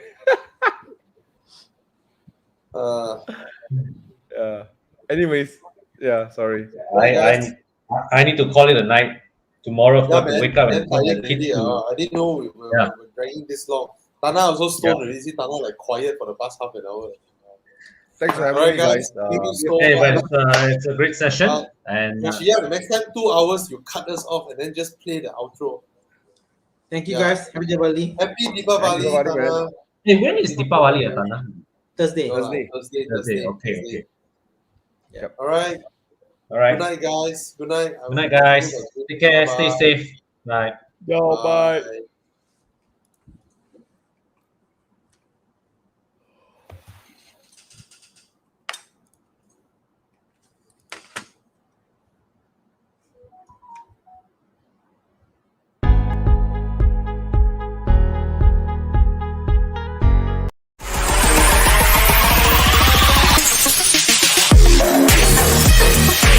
We'll